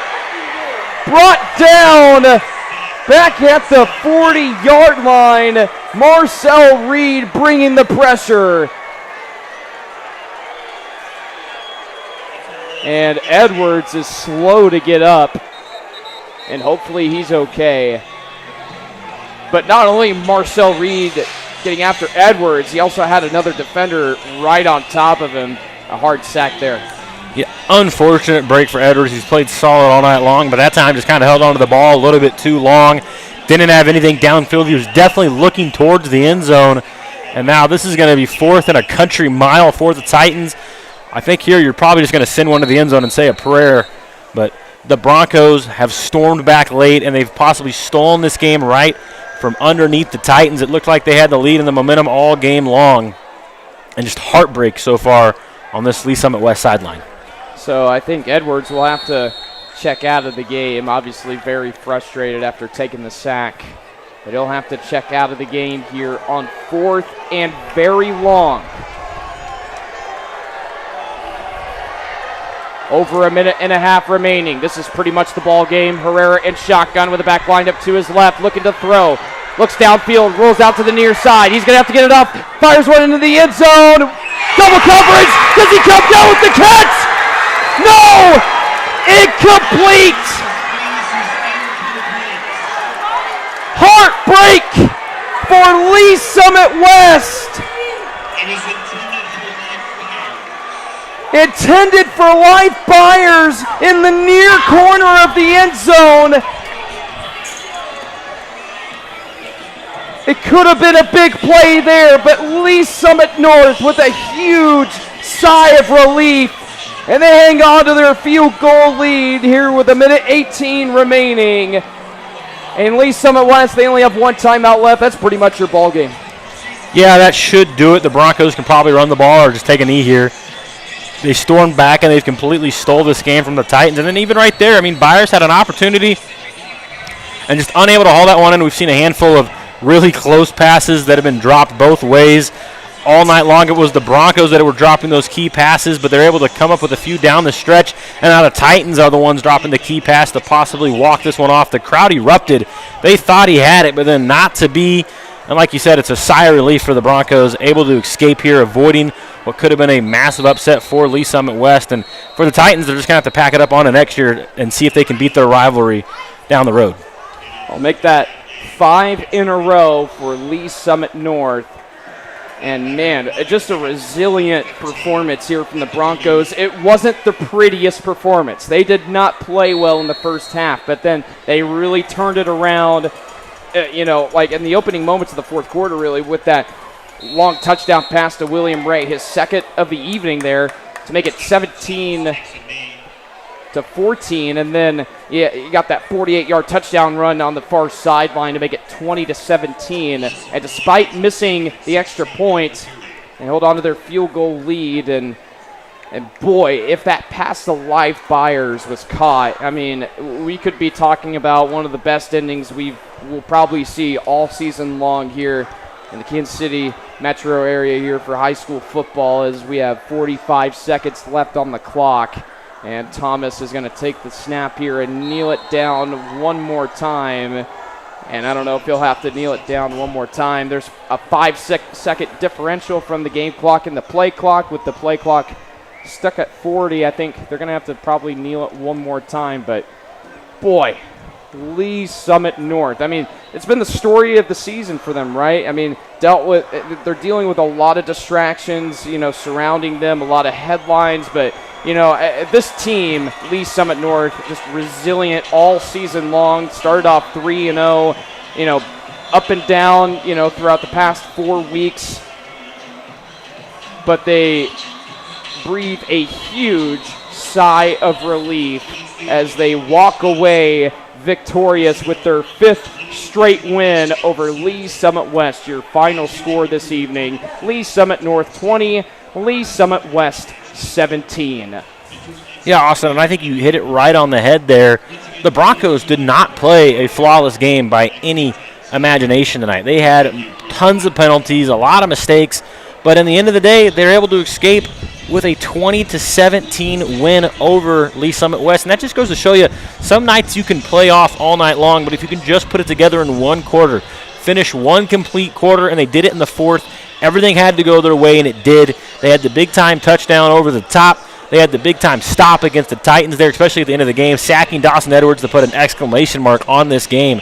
Then the Titans, they had a lot of opportunities to win this game. Let's not forget, they had a missed field goal late in this one that would have had this game tied 20-20. And instead of them taking a sack there, they would be kicking a field goal to win it 23-20. So an unfortunate turn of events for the Titans as they let this one kind of just slip through their hands.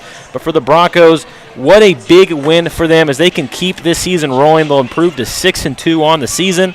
The Titans will fall to 3-5. And looking forward for Lee Summit West, they're at Blue Springs South, and Blue Springs South is arguably the best team in the Metro. So a really tough assignment for the Titans next week.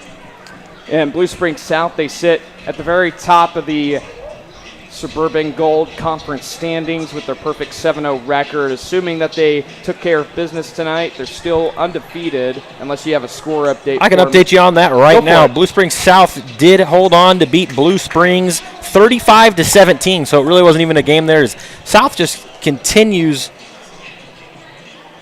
35-7. I was looking at the wrong score, but South just continues to dominate all season long. It seems like their offense averages over 30 points a game, and they hold their opponent to 10 or less every game. So look out for Blue Springs South to continue their dominance, and they're definitely talking with a state run right now. Yeah, absolutely, no doubt about that. And, you look at Lee Summit North, it wasn't the prettiest game, and, just with the way the season has gone. I mean, the way that they performed tonight and the way that they were able to to come out with a victory, I mean, it just shows the type of resilience that this football team has had all season long. And, just talking about all the headlines and stuff, the interim head coach, Deron Washington, and his staff, unbelievable job by them. And they've really kept this Lee Summit North Broncos football team grounded and focused. And, and for them to, come away with a victory despite them not having the best performance, and I would say in the first, 2.5 quarters, just goes to show you this type of team Lee Summit North has this season. I mean, they had a really good season last year, but for them to be where they're at right now, they're in a very good spot. Yeah, I mean, last year 11-1, they obviously had a really good team, but this year 6-2, they have an opportunity to do just as much damage this season as they did a season ago, and right there, just resiliency. I think that's the point you have to make with this Broncos team. They were down and out almost the entire game, like you said, 3.5 to pretty much 3.5 to 3 quarters. I mean, almost the entire game. They just looked like they had nothing going on offense, and out of nowhere, they explode for 14 points, or really 15 points, and they're able to escape with a win. So resiliency, never out, and that's what you get with the Lee Summit North Broncos as they look to move on and continue this success they've had so far in this season. 20-17, your final score, Lee Summit North. They squeak out a win here on the road, and they'll make their 14-minute trip back to Lee Summit North happily. And as far as for West, a really good performance by them, and they had their opportunities to hang on to the lead, but they come up short here as they fall by a field goal to their intra-city rival Lee Summit North. 20-17, your final score. That's going to do it here at Titan Stadium. Austin Eckert alongside with me, Cade Ricketts. Thank you all so much for tuning in and spending your Friday evening with us. And once we get off the air here, we're going to leave as quickly as we can because we have obviously severe weather expected to be in the area here in about an hour or two, or maybe a little bit later on, but better to be safe than sorry, which is why they moved this game up an hour ahead. So thank you all for being flexible and tuning in with us here on A10 Varsity. Lee Summit North comes out with a victory 20-17 over Lee Summit West. Thank you all so much, and we'll see you all for the next one here on A10 Varsity.